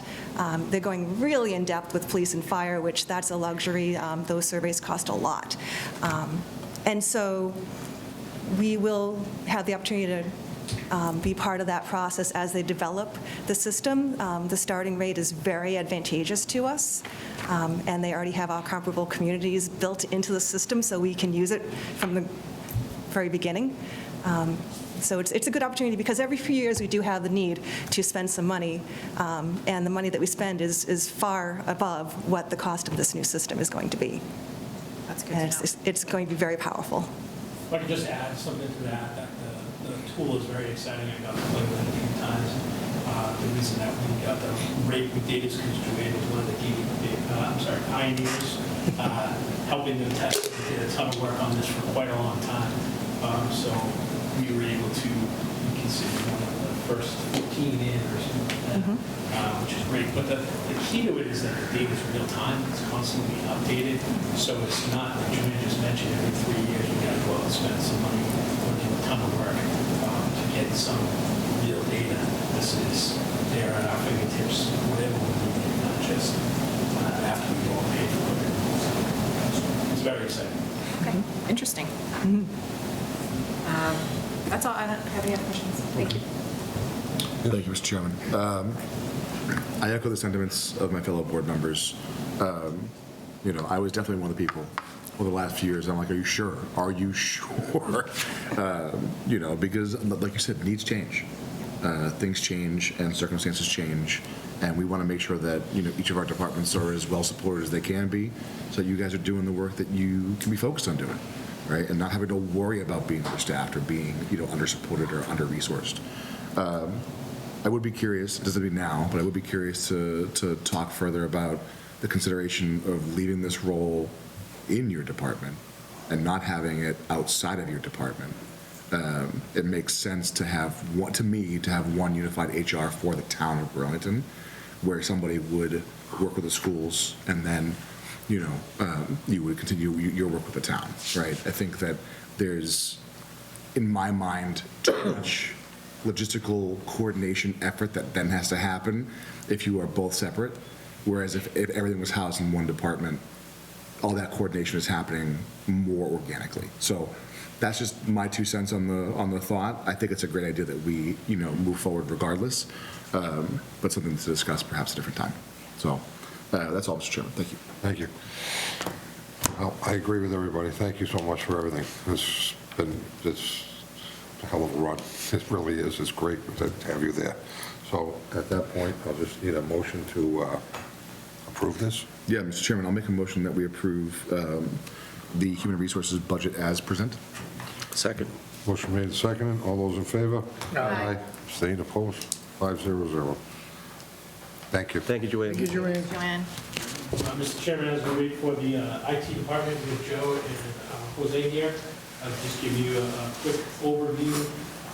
In your summary docs, this is Department 155 in the book. And this is an overview. Is the percent increase is 8.54. The head count is the same as before. There's an increase in maintenance and supplies. The IT department, or NIS department, is is one of those ones where there are other stuff, it's just impossible to level fund because of the support contracts we have to support things like our permit software, our website, Munis, that stuff alone has built-in escalators in it, and if they were to level fund, it's not something we can handle. Additionally, needing staffing, they have a retirement coming up next year, so they've got a transitional advisor built into there, which elevates their staffing level a little bit. And to top it off, when we transferred in from this year from the AEP, they had just had a retirement, so we transferred in less money to hire someone at a lower level, and that isn't really going to be part of the plan. We need to budget for hiring someone at the top of the scale. So that also increases the percent a little bit more than the others, but that's sort of the higher level, and these guys are here to answer any questions. Gentlemen, Question? I have no questions at all. What? One quick one, it's not really budget related, but how are we doing cyber safety wise in the town? No. No, that's all right. Hi, Jose de Souza. Yeah, we just received for the 6th consecutive year a grant again just to do the famous and the cybersecurity training that you all like it. So yes, we're doing that every single year. We expect more participation every time, and I think that the numbers are fair. Would like to be better. And I think that is really helping us out in being more alert on all those things that are happening in the world. One thing to add, Jim, is that this past year we were able, or actually it trickled into this fiscal year, we were able to secure another grant through the IT department that allowed us to finish off our incident response plans for each of the departments, and also for a tabletop exercise, which you've been involved in them before.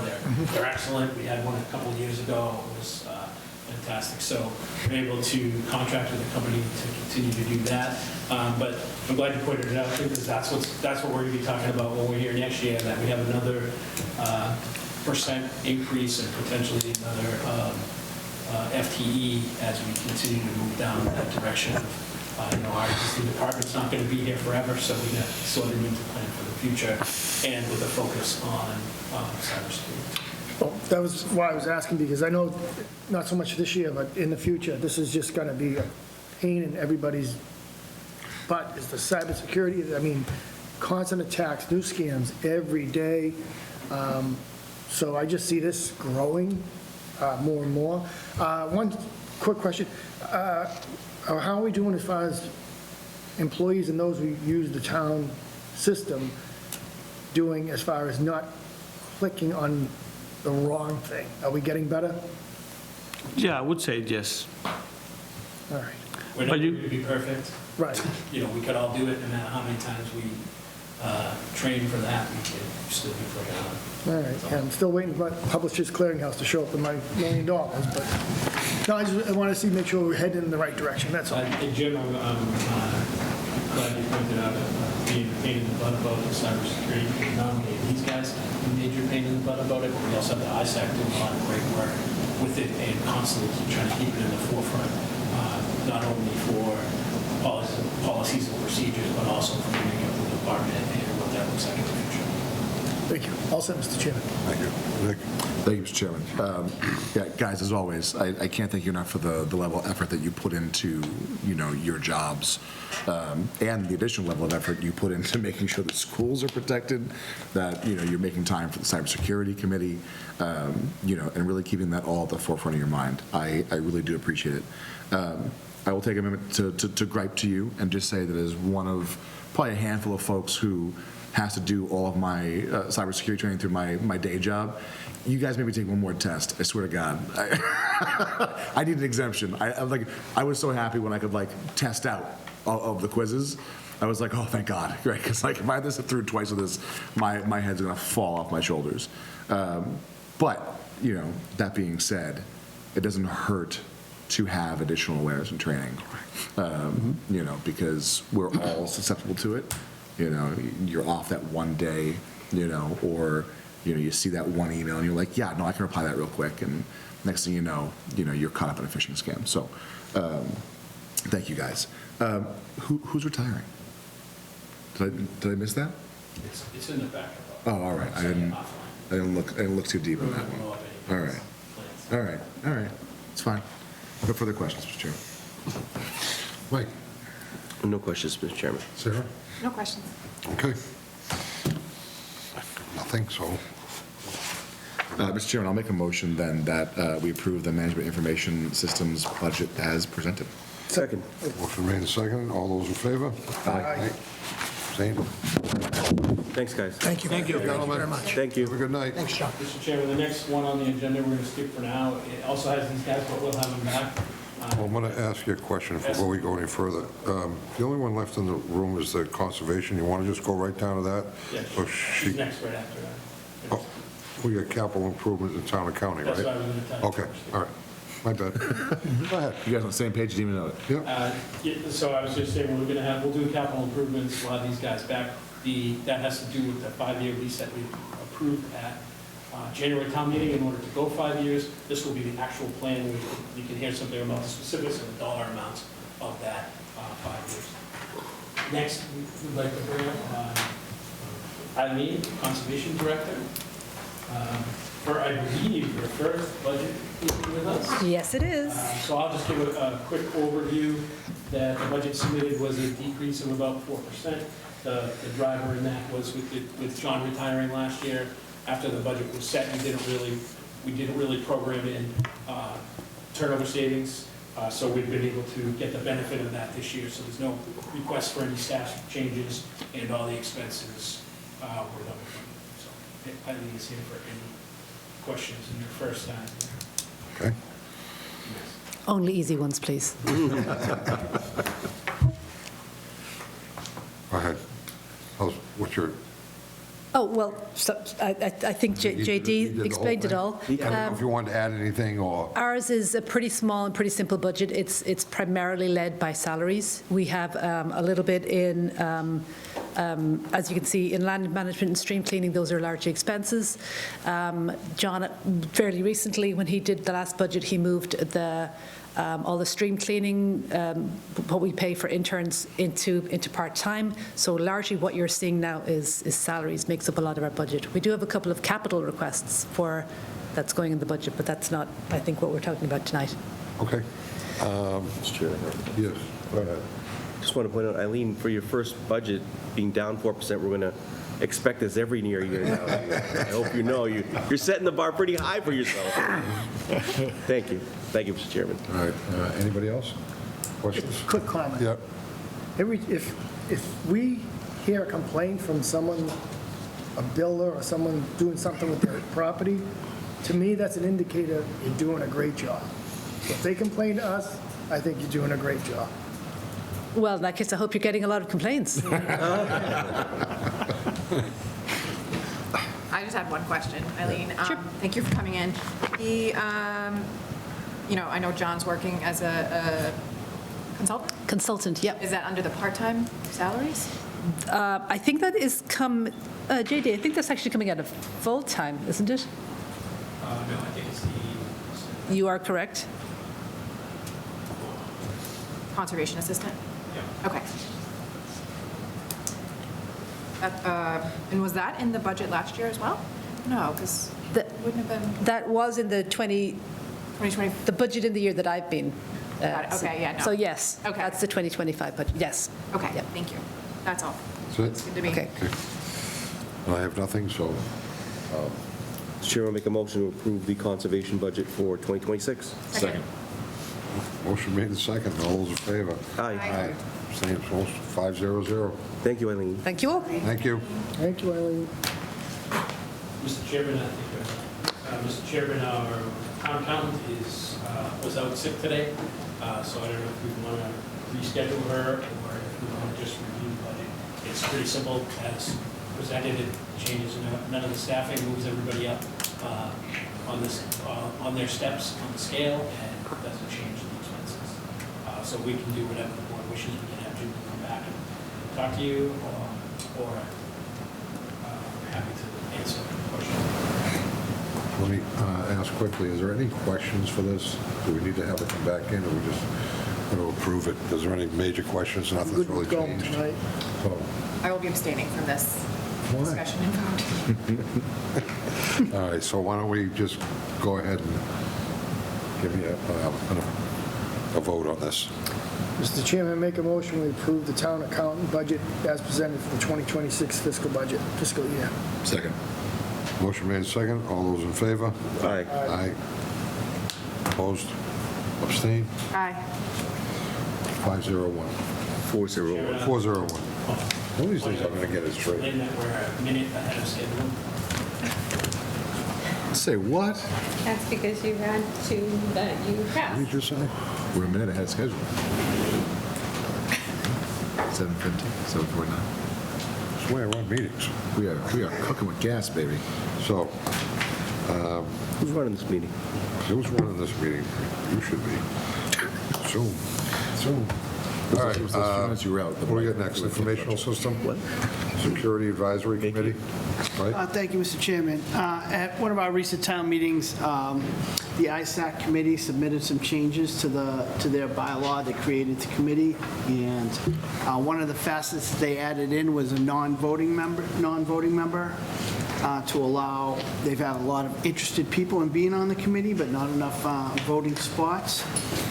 So it's almost like a training position, so somebody could be a non-voting member, sit in on all the meetings, participate, but not be able to vote. So this evening, we have our first nomination for a non-voting member to the committee. It's actually a select board appointment, so I can give you the name, Sarah. Michael Charette. And if the board can make the motion, this is at the request of the ISAC committee to appoint Michael Charette to a non-voting member position on the ISAC committee. That's what the intention of this agenda item is. Want me to make the motion? I make a motion to approve the appointment of Michael Charette to the ISAC Advisory Committee as a non-voting member. Second. Motion made second. All those in favor? Aye. Opposed, abstained? 500. Okay, wonderful. Approval, Leahy Community Benefit Agreement. Thank you, Mr. Chairman. This is the renewal of our annual, well, every 3-year agreement with Beth Israel Leahy to provide the payment in lieu of tax community benefits agreement. These used to be done every 10 years, and several years ago, the hospital approached us and they wanted to do them more frequently, so they can be more responsive to changes on what the funding provides. I just want to say on the public record that this is, although the amount hasn't changed in a long time, it's still one of the most generous payment in lieu of tax community benefits agreements from any nonprofit in the state. So we're very lucky to have Leahy. We're very lucky to have them be so willing to support the town, and I would urge your support of this agreement. One thing, Mr. Chairman. Yes, sir.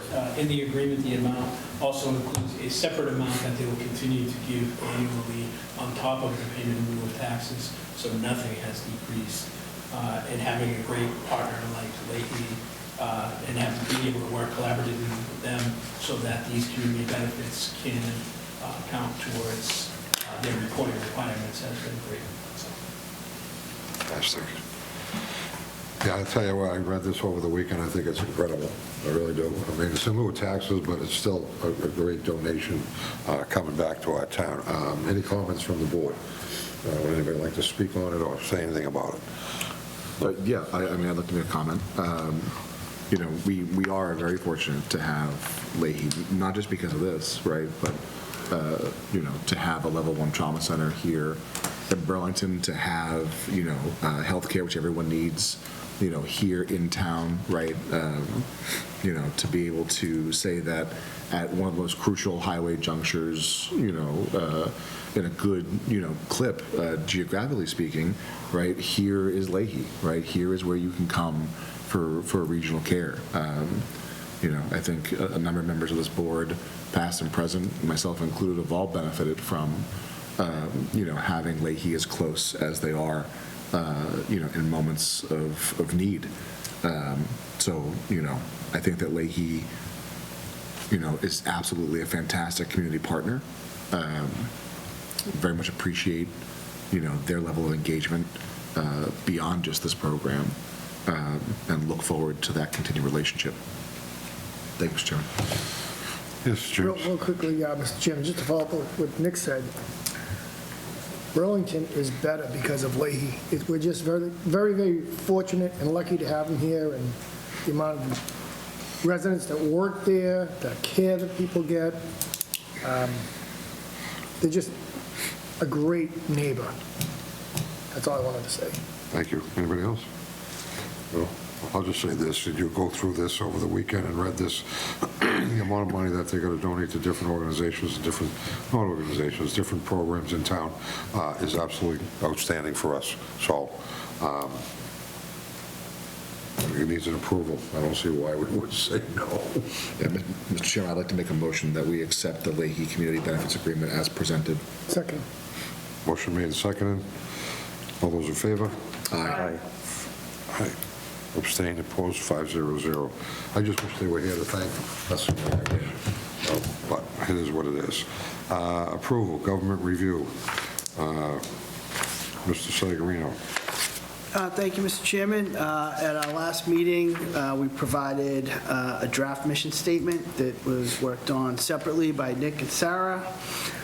It's all been put together now, so I hope the board had an opportunity to review the mission statement for the Government Review Committee. Also, between the work of Lynn and John, we put together a proposed advertisement that we could put out to the community to try to solicit members to the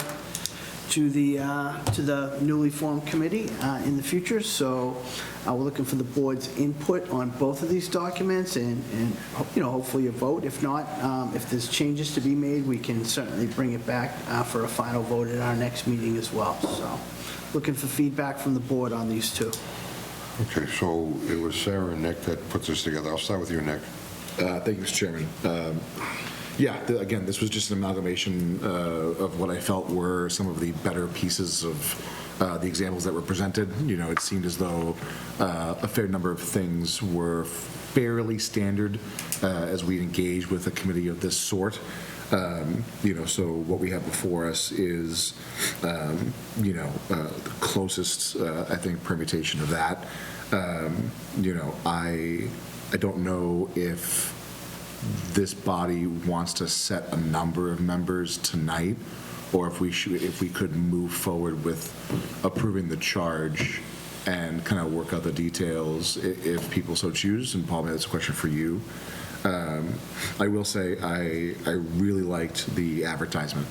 I thought it was engaging, which, not to say that our stuff falls flat, but, in terms of, volunteering for a government, review-esque committee, I was like, yeah, that people should hopefully get a little jazzed about that if they, kind of already had it in their mind. So I thought that looked really good. I guess my question is just around, how locked in we want to be tonight beyond the charge. Thank you. Sarah?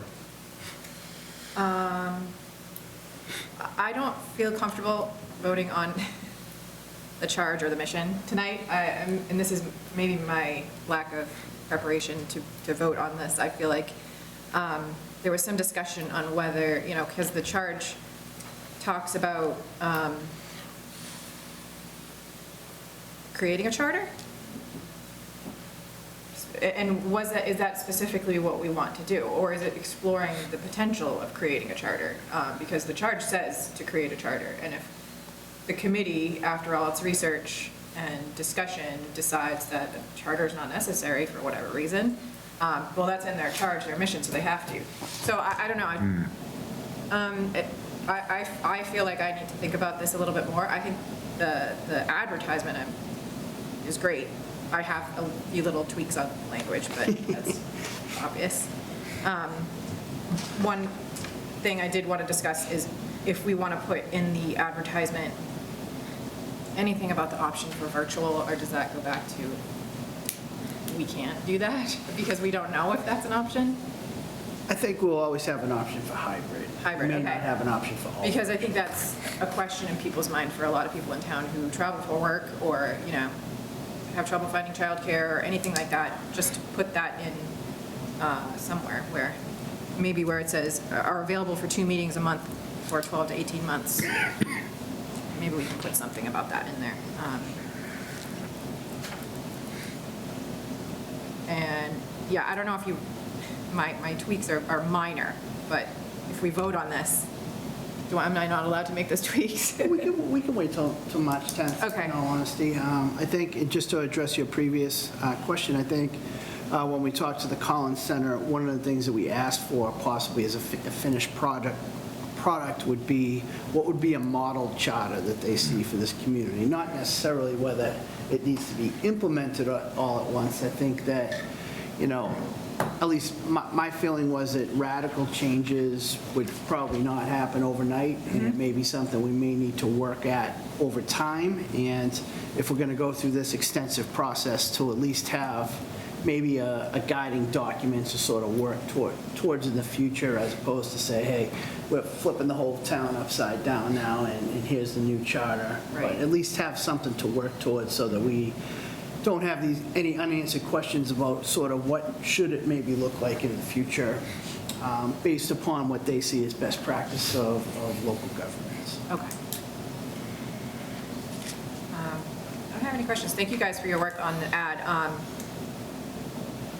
I guess my last question is, do we have like a Canva account or anything in town that we could like make it look pretty? We can put it on something else. This was Yeah. Just for the wording, like in the general idea. Got it. Burlington logo and whatnot. Okay, perfect. That's all. Thank you. Okay. So listen, I'll say this real quick. We've come a long way with this. It's been a long time. And if one of the members isn't quite clear on whether to vote on this or not, I have no problem putting it off. I want everybody to be on the same page when we do this. So I would make a suggestion, not the motion, I would make a suggestion, we put it off till March 10th. And that way there we all have more time. Yes, Michael? And I think we might as well start to decide the composition of the committee on March 10th, too. We can maybe start thinking about that in the next 2 weeks and come with our ideas on March 10th. Yeah. Get that ball. Yeah, any final tweaks, please forward them on to Lynn, and we'll get them added into the documents, and we'll bring it back on March 10th for you to consider. But the ad is great, and with the charter, we don't have to put it into act. We don't have to. I guess that's my question about what is the charge or a mission? Sure. Do they have to meet those requirements, and do we, or is it more just a general? So I was thinking we didn't have to enact the charter when it was done. We'd have like a guideline or something, that we could potentially use, and that would be up to. Yeah, maybe that's just something we can clarify within the body of the document. Yeah. That, that's what we hope to have as a final product, and then the community, or the committee can decide sort of what pace the town should consider moving forward. Sure. With making changes. Mr. Chairman? Yes. Would it be better if we said a proposed charter or a potential charter? Would that? Suggested Yeah. charter? Or other avenues, like we could adjust the wording Yeah. to kind of make it a little more flexible. I want to make sure that we don't make it too flexible, Yeah. that they don't know which direction to go in, right? Because they could be like, well, we have our special acts and we have our bylaws, and she wants to change, right? So like, I think like as we finesse that language, I would ask the members of this body to consider what that means and the ramifications of how they're going to approach the charge itself, right? Because I think I've experienced this personally, and I've seen it happen, right? If a charge is too loose, the committee has no real guidelines, despite any good leadership that may prevail. And then just my own personal 2 cents on composition. I think that like we should have say we go with 9 members, right? My recommendation is that we keep our like specific roles. We want select board, planning board, whatever, to a smaller amount of the overall body, and keep the other member seats fairly open, so we can kind of get a good cross section of people to apply, as opposed to 7 of the 9 members are, existing folks, and then 2 folks are at large, right? I think that it would give folks an opportunity to be involved in something that maybe they haven't been before, and we might get some outside perspective, as the ad, is kind of alluding to. Yeah, I think that's really important to have as much outside view on this as possible. Certainly, all the boards and committees will be called upon along the way to explain how they work and how they function within the government, and speak before the committee to provide input. But, I certainly think that as many outsiders looking in on this one as possible, I think would be most beneficial to try to move it forward. Yeah. Okay, so at this point, we're just going to move this to March 10th, correct? Yep.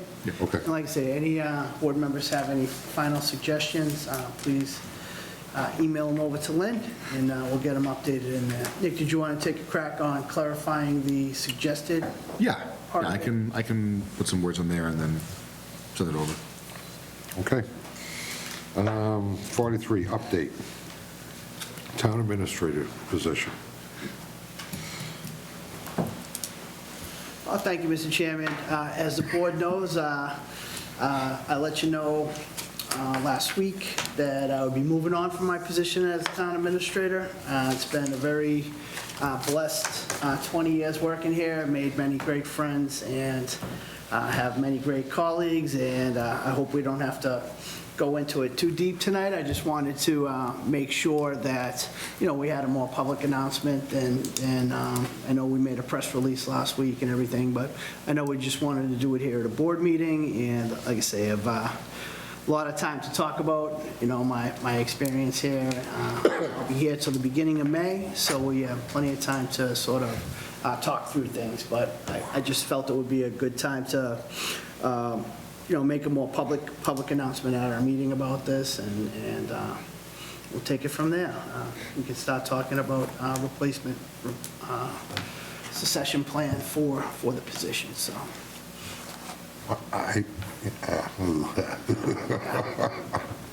I'm going to be, Michael, go ahead. Thank you, Mr. Chairman. Yeah, we got the word last week, and this is a bittersweet one for all of us. I know you don't want us to get all into it, but we couldn't be more thankful for your last 20 years of service. And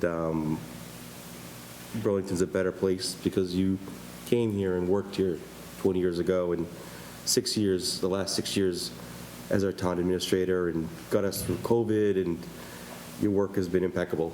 And the town owes you a great debt of gratitude. And me personally, I want to thank you too for all of the knowledge you've bestowed on me and your support and talking me off the ledge when I got a little crazy, which was often. So you've always been very deliberate and fair, and we're gonna miss you dearly. So, but thank you. And that's in mind. I mean, it's good we've had a succession plan in place. I think we have. Well, I don't know where he is, but. We have a great guy that's been grooming right behind you, and he's, I think, more than capable of taking on the position and continuing the great work that you've done. So even though I'm sad, I know we're in great hands. We have a great option right over there, so we know we'll get more into it in the future, but thank you. Thank you, Mr. Chairman. Thank you. Jimmy. Thank you, Mr. Chairman. I didn't expect to be talking about this, but I've known Paul for all 20 of his years he's been here. Worked with him on professionally, politically, but more importantly, he's a friend. And I'm just, I won't get all mushy and everything. I'm just trying to, what can we name after him? A street, a building? We got to think of something good to name after Paul. I'll just put that out there and leave it at that. Nick. Thank you, Mr. Chairman. Paul, I promise to keep my remarks mild. You know how much I appreciate you, personally and professionally, and how this town will obviously soldier on in your absence. But, like Mike said, we owe you a large debt of gratitude. You know, we have been succession planning. It's a bit of a theme tonight. Yeah. You know, I mean, it's been a theme for the last couple of years, let's be honest. We haven't not been talking about this. I think that's fantastic. I think it's important. It's working. And it's working.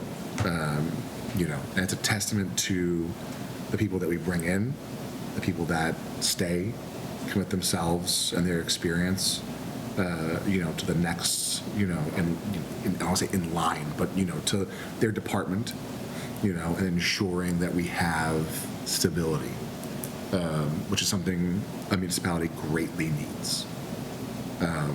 You know, so I'm not looking forward to what's next, but I know that it's coming regardless. And I truly wish you all the best. Obviously, we'll do more of this, and I will get mushier, so deal with it.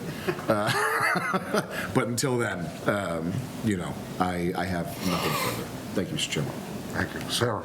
Thank you, Mr. Chair. I don't know how I missed this bullet point on the agenda. I was not prepared to talk about this tonight, so I won't say much. I will just echo my fellow board members' sentiments and say thank you, Paul, for everything you've done for the town, for this board, for the town employees. I can speak from experience on that, and just for me personally, so that's all I can say. Thank you. Thank you, everybody. Oh, I'm not done. Mine's got to come down the road, but I just want to, the only thing I want to say is that I wish you all the best in the world and in life. You're an incredible person. You've taught me so much about the town and how to go about certain things and trying to keep my attitude at a pace where it doesn't come out and shine like it usually does. You've changed how I became a chairman of the board, where in the beginning I was just a mouth and a half and I didn't care about a lot of things. You've changed my world immensely. You've made me a better person, and that's what I look for in life. The people that I want to hang out with make me a better person, which wasn't easy for you because there was a couple times when we had a couple of good sessions in there, and then we've had more laughs in that room, and I'm going to miss it. So my question is this: what is our next step to make this man your job? I say we put it on the agenda for our next meeting, for a full discussion and a potential appointment, and to enter into negotiations on a contract. And then We don't have to do anything else but put it on our agenda. We don't have to do the technical side of this. Do we have to put it out there in the public? We don't. I do not want to do a search committee. I'm telling you that right now. Yeah, I don't believe it's required, but we will get a formal process from town council. I think, Mike, you may have had a conversation with. Yeah, I talked to Lisa Mead and also Joanne, just to clarify what was required of us. Yep. And this position does not require any internal or external search. I actually had a motion prepared that I wanted to share with the board about this, but I think we've all known that John has been our guy, and he's been groomed for this, and he's filled in for Paul when Paul was out with COVID and some other instances. So, I mean, he's proven to us that he can do the job. I think if it's not broke, don't fix it. And I did have a motion prepared you guys for your consideration if you guys want to hear it. Do we do that now, a motion for this position, or we wait till our next meeting? I think it makes sense if Mike has a motion for you guys to consider it. Go ahead. And again, this is just something I put together with the assistance of town council, talking about our situation and knowing what we've had planned all along with John. This was the plan. So I move. Excuse me, should I go get him? No. No? I would like to make a motion to move that the board consider the appointment of Assistant Town Administrator John Denizio to the position of Town Administrator at the meeting on March 10th, and thereafter enter into contract negotiations with John for the position of Town Administrator. And this is a motion that says we would consider John for the position and would like to enter into contract negotiations with him, and he's our guy, and we want to move forward. I think So that's the motion. that's my motion. Second. Motion made and seconded. All those in favor? Aye. Opposed, abstained. 500. Thank you, Mr. Chairman. Thank you. Thank you, for everybody, for your kind words. You know, I hate all people saying nice things about me. It's not how it is in the rest of the world. It's not easy. But like I say, very bittersweet for me as well. Lifelong friends and colleagues and members of the community I've met here that, I'll remember forever, so. Well, I hope you're ready for it, because I know you don't like to be in the limelight, but you will be on one of the meetings and before it's over with. And Paul, just take it, suck it in, and deal with it, because you're not going to have much of a choice. Unless you get up and walk out. All right. Let's do subcommittee reports. Sarah? Thank you, Mr. Chair. I don't have a lot tonight, but I did just want to mention, at our last meeting, I mentioned the BHS Building Committee Community Forum that happened a couple of weeks ago, and it's pretty well attended, I thought. They're having another meeting this Wednesday at 6:30 in the BHS auditorium. It is targeted towards the neighbors and the butters of the neighborhood. It was requested by them to have one specific for them because they have a lot of concerns, rightfully so. It's going up right next to their home, so, but it is open to the public. So if anybody wanted to go, attend, listen, and learn more, that is another opportunity to learn more about the potential for moving forward with a new high school in whatever form it may take. So again, that's this Wednesday, the 26th at 6:30 at BHS Auditorium. Actually, no, it's at the school committee room here. It was changed. Oh, really? Yeah, it's at the school committee room at the high school. It is not, there was a conflict with the auditorium. Okay, my apologies. It is still at the high school, but in the school committee room in the back of the building. Yep.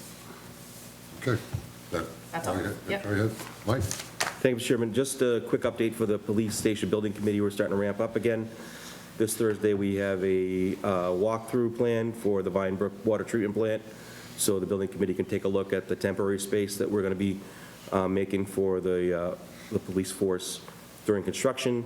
And then we will have our next meeting on March 6th at 12 o'clock for a formal meeting for the police station building committee. So things are starting to ramp up again, and we will have hopefully more updates soon.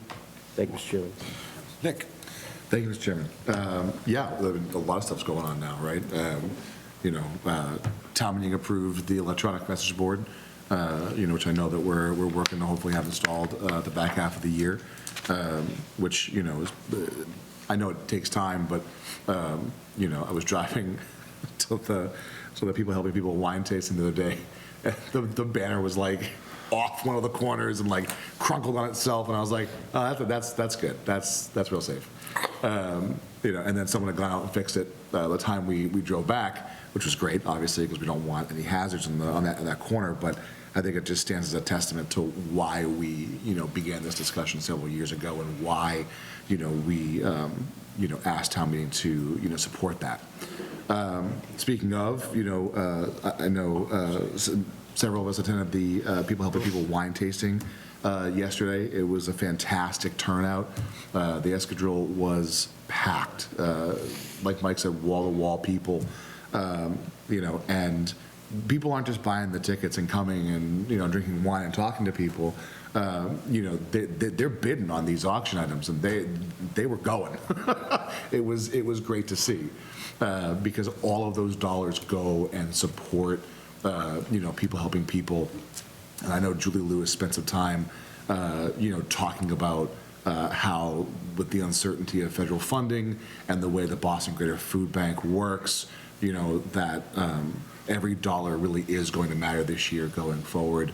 So I guess my ask to the community is that, if you are able to give to People Helping People, please do. Reach out to them, ask how you can help. We survive by supporting each other. So just please keep that in mind. And then, obviously, we talked about ISAC tonight, and the non-voting member. I think that's fantastic. One thing I've learned supporting ISAC these last few years is how many people in this industry and space exist in our community, and how they all want to help, which is fantastic. They all recognize it as a real problem. They all want to be involved. It's actually one area where we actually told people, no, you can't be a part of it, which is in direct opposition to how most volunteer tooth pulling tends to go. But that's all I have tonight. Thank you, Mr. Chairman. Thank you. Jim? Nothing this evening.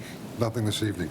I really don't have anything, but I'm going to add to Nick's comment on the wine tasting, which is the Cafe Escudero puts it on. The Cafe Escudero pays for everything, the wine, the food out there, all the girls that come in that service all the tables, they don't get paid for the day.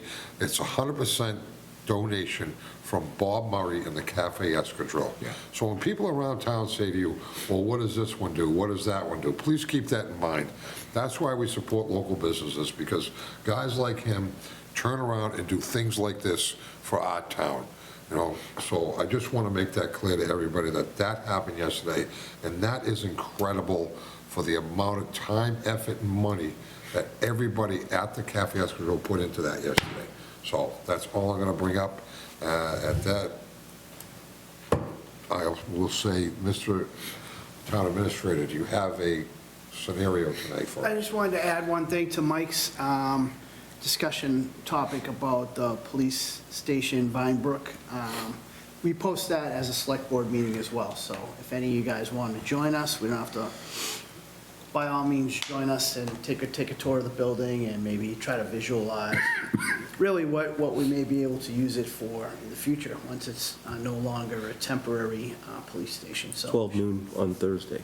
12 noon on Thursday at the Vinebrook Treatment Plant. So feel free to join us for a walkthrough. Okay, thank you. On that note, can I bang the gavel? Motion to adjourn? Second. Motion's made and seconded to adjourn. All those in favor? Aye. Opposed, abstains, 500. Good night, bro.